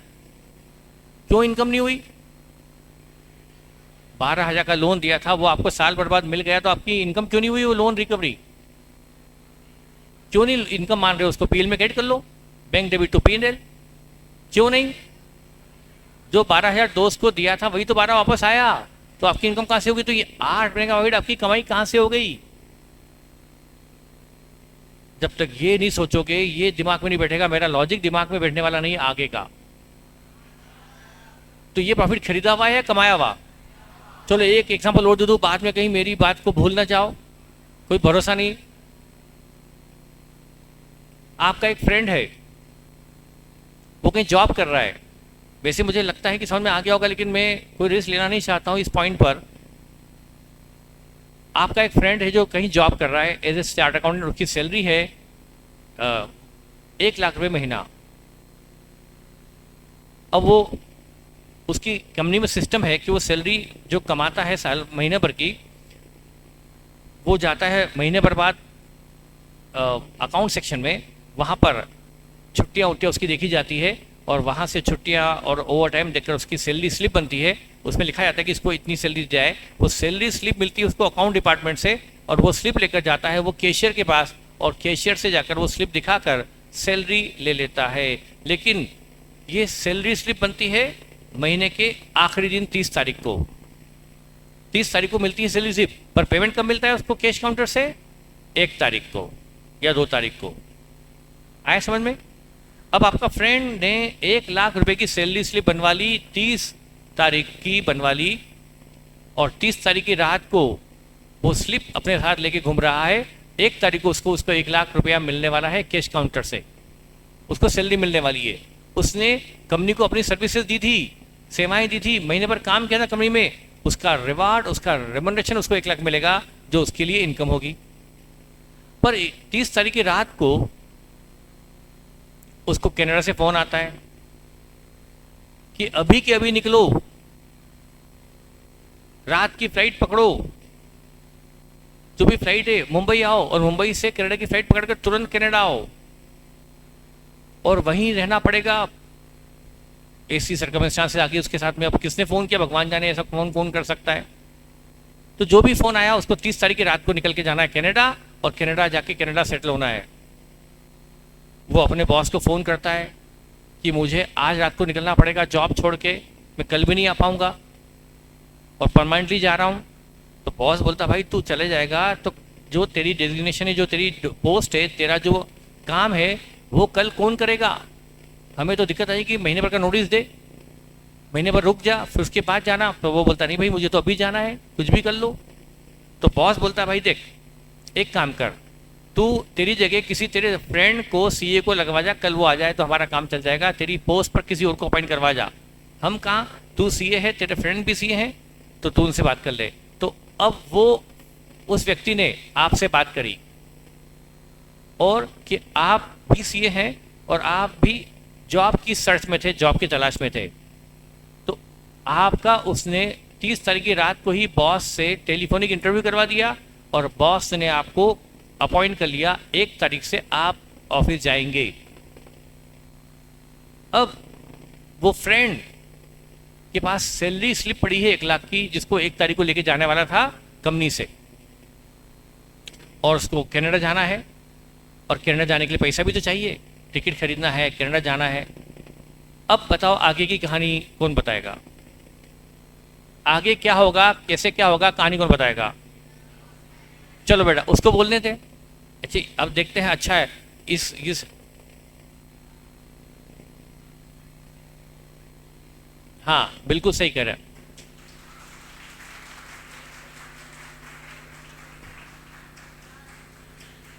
ऐसा ही होगा। 1 लाख रुपया, ओ फ्रेंड मतलब आप ही उसकी जगह लगे हो, मैं तो आपको लेके चल रहा हूँ कि आप उसकी जगह लग चुके हो। आपका वो दोस्त जो जॉब छोड़ के जा रहा है, वो स्लिप आपको दे देगा कि भाई कल जाना और कैश काउंटर से सैलरी ले लेना 1 लाख की, पर बदले में मुझे 1 लाख अभी दे दे। तो आपने उसको 1 लाख दे दिए, 1 लाख मम्मी से लेके दे दिया आपने। पैसा तो मम्मी के पास रहता है, पापा के पास कहाँ रहता है? पापा तो सब कमा के मम्मी को दे देते हैं, फिर मम्मी के पास आपने मम्मी को जाके कहा मम्मी मम्मी मुझे 1 लाख रुपए चाहिए। तो मम्मी ने पहले तो बोले जूते पड़ेंगे, 1 लाख काहे के चाहिए, अभी तक नौकरी की नहीं, सीए बन गया और नौकरी अभी तक ज्वाइन नहीं किया, काहे के 1 लाख? तो आपने मम्मी को बताया कि मम्मी कोई बात नहीं, टेंशन मत लो, मुझे 1 लाख की सैलरी स्लिप देखो, ये 1 लाख में कल दिखाकर काउंटर से 1 लाख लेकर आपको वापस दे दूंगा, पर मुझे अभी 1 लाख दे दो। तो मम्मी तो खैर मम्मी होती है, दे दी उन्होंने आपको 1 लाख, और आपने मम्मी से 1 लाख लेकर क्या किया, फ्रेंड को दे दिए, और वो सैलरी स्लिप आपने ले ली। ठीक है भाई, अब आपका फ्रेंड 1 लाख की सैलरी लेके चला गया, वो सैलरी स्लिप का 1 लाख लेके चला गया, उसको सैलरी मिल गई कि नहीं मिल गई? कंपनी की बजाय आपसे मिल गई। अब आप 1 तारीख को जाते हैं कंपनी में, 1 तारीख को दिन भर काम करते हैं, और दिन में कैश काउंटर जाते हैं, कैश काउंटर पे सैलरी स्लिप दिखाते हैं, और सैलरी स्लिप दिखाकर 1 लाख ले लेते हैं, और शाम को आप जब आते हैं तो आपकी जेब में कितना रुपया है? 1 लाख। अब आप अपने इंस्टाग्राम पे डालते हैं, देखो 1 लाख, मैंने एक दिन में 1 लाख कमा लिए। मुझे बोलते थे नौकरी नहीं करना, नौकरी नहीं मिल रही, नौकरी नहीं मिल रही, देखो मैं सुबह गया और शाम को आया हूं, और देखो मैं 1 लाख लेके आया हूं उस कंपनी से, मेरी 1 लाख की कमाई है। क्या इंस्टाग्राम पे आपकी पोस्ट, ये फाकालाजी सही है? ये 1 लाख रुपए जो आप दिखा रहे हो इंस्टाग्राम पर, मैंने 1 लाख कमाए, 1 लाख कमाए, ये कमाए क्या आपने? ये 1 लाख मिले हैं आपको, मिले हैं आपको, पर आपकी कमाई नहीं है। वो 1 लाख लेके शाम को किसको देने हैं? मम्मी को। और नहीं दिए तो मार के जूते पड़ेंगे, पप्पा के जूते उठा के मम्मी मारेगी। चप्पल से तो अच्छी नहीं पिटाई होती है, पप्पा के जूतों से पिटाई होगी। 1 लाख नहीं दिए तो आपको 1 लाख तो जाकर जो इंस्टाग्राम पे दिखा रहे हो वो गलत है, फालतू की हवाबाजी है। वो आपकी कमाई है या नहीं बोलो? वो आपको मिला है, पर आपकी इनकम तो रिसिप्ट ही इनकम नहीं होती, वो रिसिप्ट है पर इनकम नहीं है। वो आपका प्रॉफिट है पर खरीदा हुआ या कमाया हुआ? वो खरीदी हुई सैलरी है या कमाई हुई? खरीदी हुई सैलरी। और खरीदी हुई सैलरी और खरीदा हुआ प्रॉफिट कभी भी अपनी इनकम नहीं होती। हे भगवान, अब तो समझ में आ गया होगा, मैं थक गया, मेरी हालत खराब होगी समझाते समझाते। तो खरीदा हुआ प्रॉफिट कभी भी अपनी कमाई नहीं होती, वो हमारी कमाई ही नहीं, वो तो हमने जेब से दिया है पहले, बाद में वापस आया। तो इस बात का ध्यान रखेंगे आप, ठीक है? अब देखो, अब ये 1 लाख, आप क्या बताओ आपने कितने में खरीदे शेयर्स? कितने में खरीदना चाहिए बी के शेयर्स? असेट कितनी? 6 लाख। लाइबिलिटी कितनी? 0। नेट सेट कितनी? 6 lakh. 6 lakh divide bye 5 share 120। 120 रुपए प्रति शेयर में आपको 5 शेयर के हिसाब से 6 लाख देना चाहिए। तो आपने 6 लाख की इंक्रेंसी वैल्यू है, 6 लाख में खरीदा, तो ये आपका आ गया 6 लाख। यदि मैं 6 लाख से ऊपर कर लेता तो गुडविल आ जाती, कर लूं? आपको कितने में खरीदना चाहिए? पर आपने 6 लाख तो दिख रहा है, आप 6 लाख देते तो आपको असेट पे कितने की मिलेगी? 6 लाख की। 6 लाख देकर असेट 6 लाख की मिले तो no goodwill, no capital reserve. 6 lakh दे और 6 लाख की असेट मिल गई बी से, तो no goodwill, no good capital reserve. लेकिन आपने यहाँ पर जो शेयर्स खरीदे ना, वो 6 नहीं, 6,50,000 में खरीदे, तो 50 ऊपर काय का दिया? 50 क्या आने वाली है? गुडविल। ये मैंने आपको अभी से बता दिया, समझ में आया बेटा? अच्छा 50, और ये बचा 3.5 लाख। ये एक नया क्वेश्चन हो गया। आपने क्वेश्चन फॉर्मेशन बेटा अभी किया है पिछले 10 मिनट में, अब हमें बनानी है सॉल्यूशन। अच्छा एक मिनट, यहाँ मुझे रखना चाहिए पीएनएल, यहाँ भी रखना चाहिए पीएनएल। सॉरी 2 लाख, तो ये हो जाएगा 5.5 लाख। 2 लाख का पीएनएल ए का भी तो है।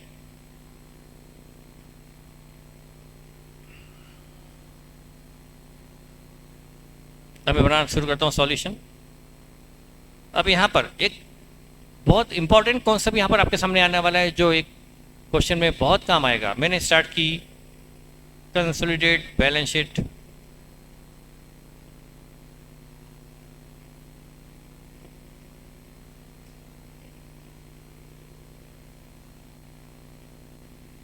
और वर्किंग नोट।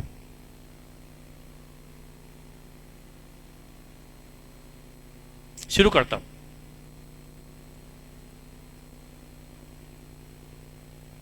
मुझे लगता है अपनी वाली शुरू कर दी होगी आप लोगों ने। मैंने कहा ना अपनी वाली शुरू कर दी होगी। देखो ये असेट और ये असेट जोड़ी, कितनी एसेट हो गई? असेट 11.5 लाख। काश मेरे पास ऐसा कोई तरीका होता कि आप मेरे अलावा कुछ सोच ही नहीं और कर ही नहीं पाते, तो कितना अच्छा होता कि जो मैं बता रहा हूँ उसके अलावा आप कुछ करती नहीं बनती कुछ, तो मुझे लिए कितना अच्छा होता। पर ये हो गया, चलो ठीक है। अब ये तो हो गया बेटा, असेट में असेट जोड़ दी, ठीक। ये इन्वेस्टमेंट बैलेंस शीट में जाएंगे या बैलेंस शीट के बाहर वर्किंग नोट में?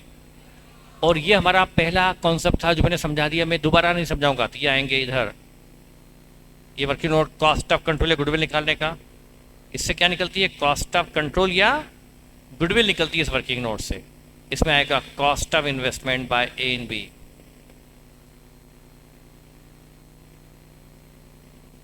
बाय ए इन बी कितना था?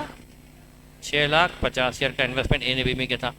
ये इन्वेस्टमेंट ए के लिए असेट है और बी के लिए लाइबिलिटी, इसलिए हमने इसको कैंसिलेशन के लिए ग्रुप के बाहर, बैलेंस शीट के बाहर ले लिया, वर्किंग नोट पे ले लिया।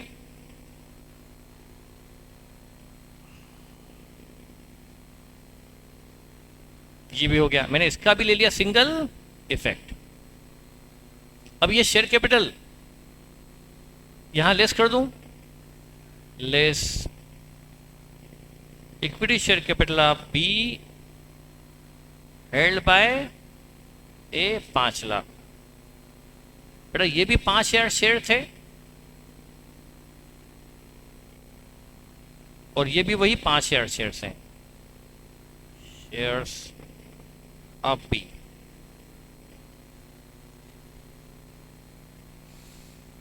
मैंने क्या लिखा है? 5,000 शेयर्स इन बी और 5,000 शेयर्स ऑफ बी।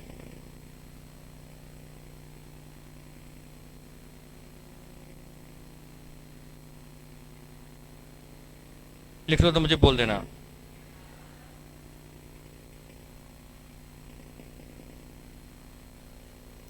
ये क्रॉस हो गया, असेट असेट ले ली और इन्वेस्टमेंट से शेयर कैंसिल कर दिए।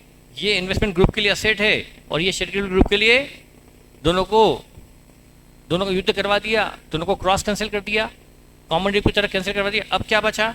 ये शेयर कैपिटल तो एज इट आएगी ना, ये शेयर कैपिटल एज इट आएगी। ये तो हम पिछले 2 एग्जाम में देखते आ रहे हैं। ये भी आ गई share capital as it is, holding की share capital as it is आ गई। ये भी हो गया। अब क्या बचा? बस अब पीएल जो एक नया आइटम है। अब यहां पर मैं आपको सोचने का मौका देता हूं पूरे 40 सेकंड।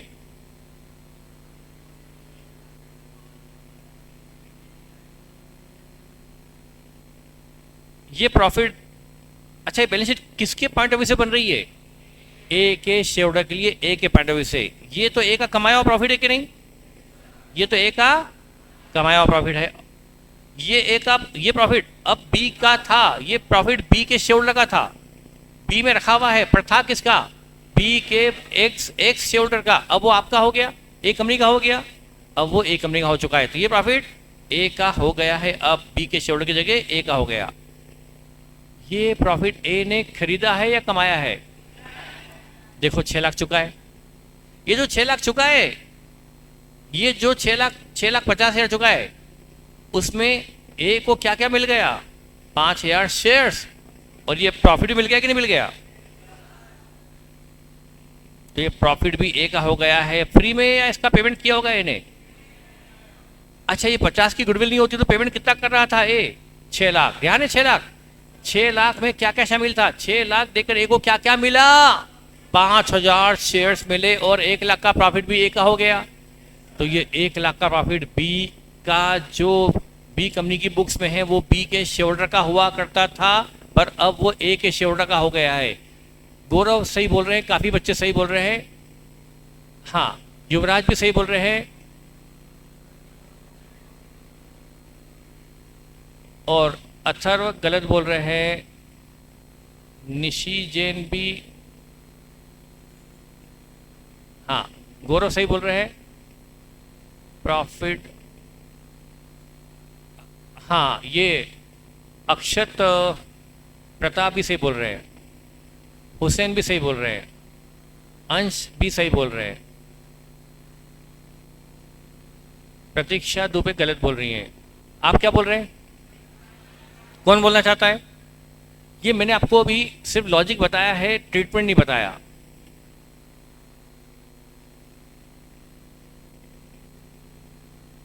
बेटा पीछे मरून शर्ट में पीछे, हाँ हाँ, आप आपके पीछे कोई नहीं। हाँ, 1 लाख को हम क्या करेंगे? इस वर्किंग नोट पे से जैसे हम ये 5 लाख लेस करें वैसे लेस कर देंगे। ठीक है, बिल्कुल सही बताया। इस 1 लाख के प्रॉफिट को हम ए के प्रॉफिट में जोड़ेंगे या इस कॉस्ट से लेस कर देंगे? बेटा ये 1 लाख इसमें शामिल है। देखो आप, ये जो ए ने 6.5 लाख दिया है, इसमें 5 लाख तो किसके लिए दिया? इक्विटी शेयर के लिए। और 1 लाख किसके लिए दिया? प्रॉफिट के लिए दिया। समझ में आया? तो ये ए का खरीदा हुआ प्रॉफिट है और खरीदा है, तो ये कॉस्ट ऑफ इन्वेस्टमेंट में शामिल है कि नहीं? जब मेरे बताने के पहले आपके ही किसी कॉलीग ने बता दिया तो आपको समझ में आना चाहिए कि नहीं आना चाहिए अब तो ये 6.5 लाख में 1 लाख का प्रॉफिट भी शामिल है कि नहीं? ए ने जो 6.5 लाख दिए हैं उसमें 5 लाख किसके लिए दिए? बी के इक्विटी शेयर के लिए। 1 लाख किसके लिए दिया? और बाकी 50,000 गुडविल के लिए, कॉस्ट ऑफ कंट्रोल के लिए। समझ में आया? तो 1 लाख जो यहाँ लाइबिलिटी में है वो 1 लाख यहाँ असेट में है कि नहीं? तो इसको भी क्रॉस कैंसिल करो, 1 लाख यहां से लेस कर दो। Share in capital profit of B, 1 lakh यहां से लेस करो। अभी बस आप 1 लाख लेस कर दो, 5 लाख भी लेस करो, 1 लाख भी लेस करो। तो 1 लाख का आपने सिंगल इफेक्ट क्या लिया? इस 6.5 लाख इन्वेस्टमेंट से लेस किया, क्योंकि वो इन्वेस्टमेंट में शामिल था। जब ए ने 6.5 लाख दिए थे बी के शेयर को, तो 1 लाख प्रॉफिट के लिए भी दिया होगा नहीं दिया होगा? बी के शेयर, ये 1 लाख का प्रॉफिट जो किसका था? बी के शेयर का। ये प्रॉफिट वो फ्री में दे गए या ए के लिए ए से पेमेंट लेके गए होंगे? इसके लिए पेमेंट ए से लेके गए होंगे। मतलब ए ने प्रॉफिट खरीदा या कमाया? खरीदा, पेमेंट देकर खरीदा। तो 6.5 लाख में 1 लाख भी शामिल है, इसलिए 6.5 लाख से 1 लाख लेस हो जाएगा। इससे ज़्यादा लॉजिक बताना किसी भी टीचर के लिए संभव है ही नहीं। ये मान लेना कि मैंने 1 लाख इन्वेस्टमेंट से लेस क्यों किया? क्योंकि ए का ये प्रॉफिट कमाया हुआ था या खरीदा हुआ? खरीदा हुआ था। तो किस में शामिल है? कॉस्ट ऑफ इन्वेस्टमेंट में, इसलिए कॉस्ट ऑफ इन्वेस्टमेंट लेस कर दिया। तो बस 1 लाख यहाँ लेस कर दिया। ये हो गया सिंगल इफेक्ट, ये इसमें नहीं जुड़ा। तो पीएनएल में सिर्फ कितना आएगा? 2 लाख ही आएगा, 2 लाख ही आएगा, 3 लाख नहीं आएगा। इतना आसान नहीं है कि फर्नीचर में फर्नीचर जोड़ दो, प्रॉफिट में प्रॉफिट जोड़ दो, क्रेडिट में क्रेडिट जोड़ दो, नई बैलेंस शीट बना दो। तो ये 5 लाख 1 लाख प्रॉफिट ए के प्रॉफिट में नहीं जुड़ेगा, क्योंकि ए ने प्रॉफिट कमाया खरीदा। अच्छा बताओ, ये होल्डिंग सब्सिडी के पहले आपका प्रॉफिट कितना था? आपने बी में शेयर खरीदे अभी भी, उसके पहले प्रॉफिट कितना था? अब आपने बी को अपनी सब्सिडी बना लिया तो उसका प्रॉफिट भी आपका हो गया। तो क्या आप खुश हो जाओगे? यार अपन ने तो 1 लाख अभी कमा लिया एक झटके में। कमाया कहाँ? वो तो आपने 1 लाख की कीमत चुकाकर वो प्रॉफिट को अपना बनाया है, तो वो प्रॉफिट आपका थोड़ा हो गया। आपका प्रॉफिट तो 2 लाख ही कमाया हुआ, प्रॉफिट 2 लाख ही रहेगा। अब इधर 1.5 लाख क्या आ गई? गुडविल या कॉस्ट ऑफ कंट्रोल। इसको हम दिखा देंगे गुडविल के नाम से। देखो टेली हो गया टोटल। इस तरह आपकी बनी है बैलेंस शीट। आया समझ में?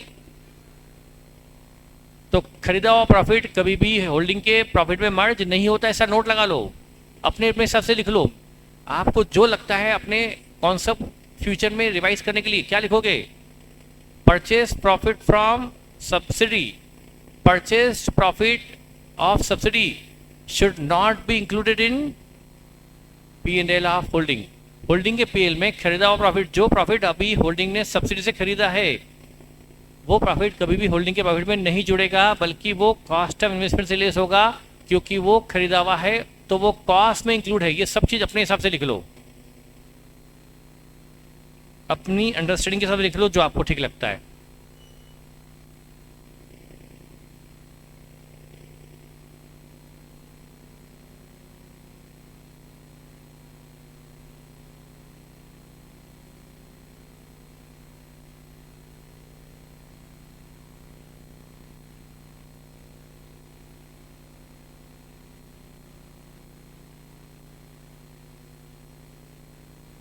बोलो।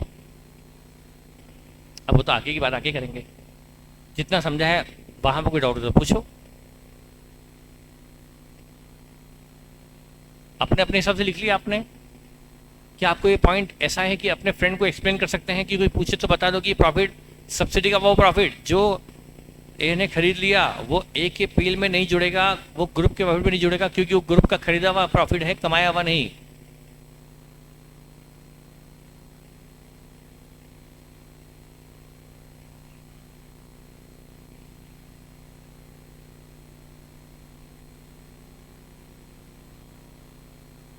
आया समझ में?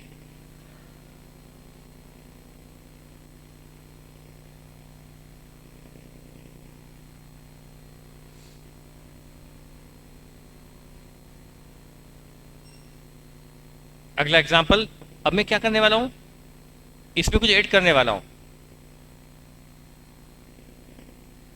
इसमें अब मैं कुछ ऐड करने वाला हूं अब। अच्छा सुनो, यदि मैं आपको जस्ट जो इनका क्वेश्चन था वो आगे कल होगा हमारा, जो भी होगा, इसके बाद जो प्रॉफिट होगा 1 लाख के बाद, 1 लाख के बाद जो प्रॉफिट बी को होगा वो प्रॉफिट ए का हुआ कि नहीं हुआ? क्योंकि ए ने बी के सारे शेयर खरीदे, जो प्रॉफिट बी में होंगे वो किसके होंगे? ए के होंगे। वो ए के कमाए हुए या खरीदे हुए? कमाए हुए, क्योंकि हमने ए में इन्वेस्टमेंट कर दिया, ए को अपनी सब्सिडी बना लिया, ए ने बी में अमाउंट लगा दिया, बी में पैसा लगा दिया, बी में इन्वेस्टमेंट कर दिया, उसके बाद बी को प्रॉफिट हुआ। उसके बाद यदि बी को प्रॉफिट हुआ तो ये कमाया हुआ है खरीदा हुआ? कमाया हुआ। तो ये प्रॉफिट यहां जुड़ेगा नहीं जुड़ेगा? फिर बोलो, जुड़ेगा। करेक्ट। तो इस चैप्टर में इस प्रॉफिट को नाम दे दिया गया कैपिटल प्रॉफिट, इसको नाम दे दिया गया रेवेन्यू प्रॉफिट। जो प्रॉफिट शेयर खरीदते वक्त मौजूद था, जो प्रॉफिट शेयर्स खरीदते वक्त मौजूद था बी में, उसको क्या नाम दिया गया? Capital profit. और उसके बाद जो प्रॉफिट होगा सब्सिडी में, उसको क्या नाम दिया गया? Revenue profit. कैपिटल प्रॉफिट और रेवेन्यू प्रॉफिट। तो किस प्रॉफिट को कहा जाएगा? भाई मेरे क्वेश्चन तुमने पूछा, जवाब मैं दे रहा हूं और तुम उसको समझा रहे हो, तो मुझसे क्यों पूछा? या तो तुम मुझे समझा दो या मुझसे समझ लो, दोनों में समझ में आ गया हो तो फिर मुझसे मत पूछते। बताओ, ये प्रॉफिट जब ए ने बी के शेयर्स खरीदे या होल्डिंग ने सब्सिडी के शेयर खरीदे, तब जो प्रॉफिट सब्सिडी में था, जब होल्डिंग ने सब्सिडी कंपनी के शेयर्स खरीदे मार्केट से, तब जो प्रॉफिट सब्सिडी में था, वो प्रॉफिट को इस चैप्टर में जो खरीदा हुआ है उसको क्या कहा जाता है? Capital profit. और जो प्रॉफिट उसके बाद सब्सिडी को हुए, रेवेन्यू प्रॉफिट। यह है प्री एक्विजिशन प्रॉफिट, यह है पोस्ट एक्विजिशन प्रॉफिट। मैंने आपको एक साथ तीन नाम बता दिए, तीन नाम बता दिए इसके, याद एक भी नहीं। मैं आपको फिर से बता रहा हूं, मुझे पता है आपकी मेमोरी कितनी शानदार है। यह है खरीदा हुआ प्रॉफिट, यह है कमाया हुआ। ये पहला नाम। सर बोलिए पहला नाम, ये तो हिंदी में बोला, हम तो सर अंग्रेज हैं।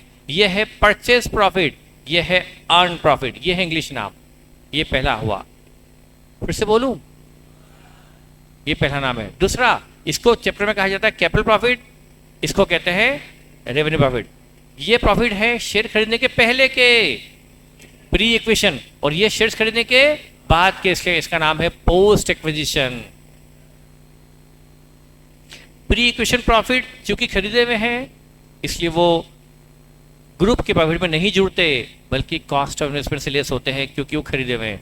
और पोस्ट एक्विजिशन प्रॉफिट चूंकि ग्रुप के कमाए हुए हैं, वो ग्रुप के प्रॉफिट में जुड़ते हैं। आया समझ में? तो हम जो कल एग्जांपल लेने वाले उसको मैंने आज से बता दिया कि हम कल लेने वाले हैं कौन सा प्रॉफिट? पोस्ट एक्विजिशन प्रॉफिट लेने वाले हैं। इस तरह से हमें करना होता है step by step consolidation. Step by step क्यों बोल रहे हैं? फर्नीचर में फर्नीचर जुड़ता है, डेटा में डेटा जुड़ता है, इन्वेंट्री में इन्वेंट्री जुड़ती है, कैश में कैश, बैंक में बैंक, क्रेडिट में क्रेडिट, बिल्स पेबल में बिल्स पेबल जुड़ते हैं। लेकिन शेयर केबल में शेयर केबल नहीं जुड़ती, उसका रीजन समझ में आया? आपको बता दिया कि वो जो शेयर केबल लगाई है आपने, उसी में से आपने वो अगली वाली शेयर केबल खरीदी है। ठीक है, 7 मिनट बचे हैं, छोड़ दूं? अच्छा, आज इसका बर्थडे इसलिए 7 मिनट पहले छोड़ देता हूं। ये आपको चॉकलेट डिस्ट्रीब्यूट भी करेगी ना अभी।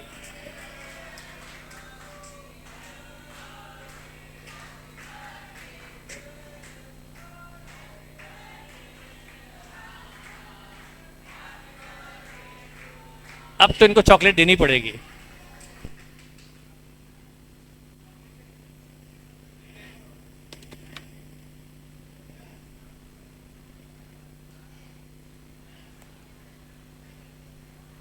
क्या मैं आपको जो होमवर्क भेजूंगा, क्या ईमानदारी से आप मेरी मेथड से करोगे? जब मेरे सामने नहीं मेरी कुछ मानते हो तो मेरे पीछे क्या करोगे? मैं आपको कसम दिलवाता हूँ, आपके बॉयज़ को कसम दिलवाता हूँ, आपकी गर्लफ्रेंड या होने वाली गर्लफ्रेंड की, कि मेरी मेथड फॉलो नहीं करी तो ब्रेकअप हो जाएगा, ध्यान रखना। अरे होने वाली, उसकी भी कसम खा लो।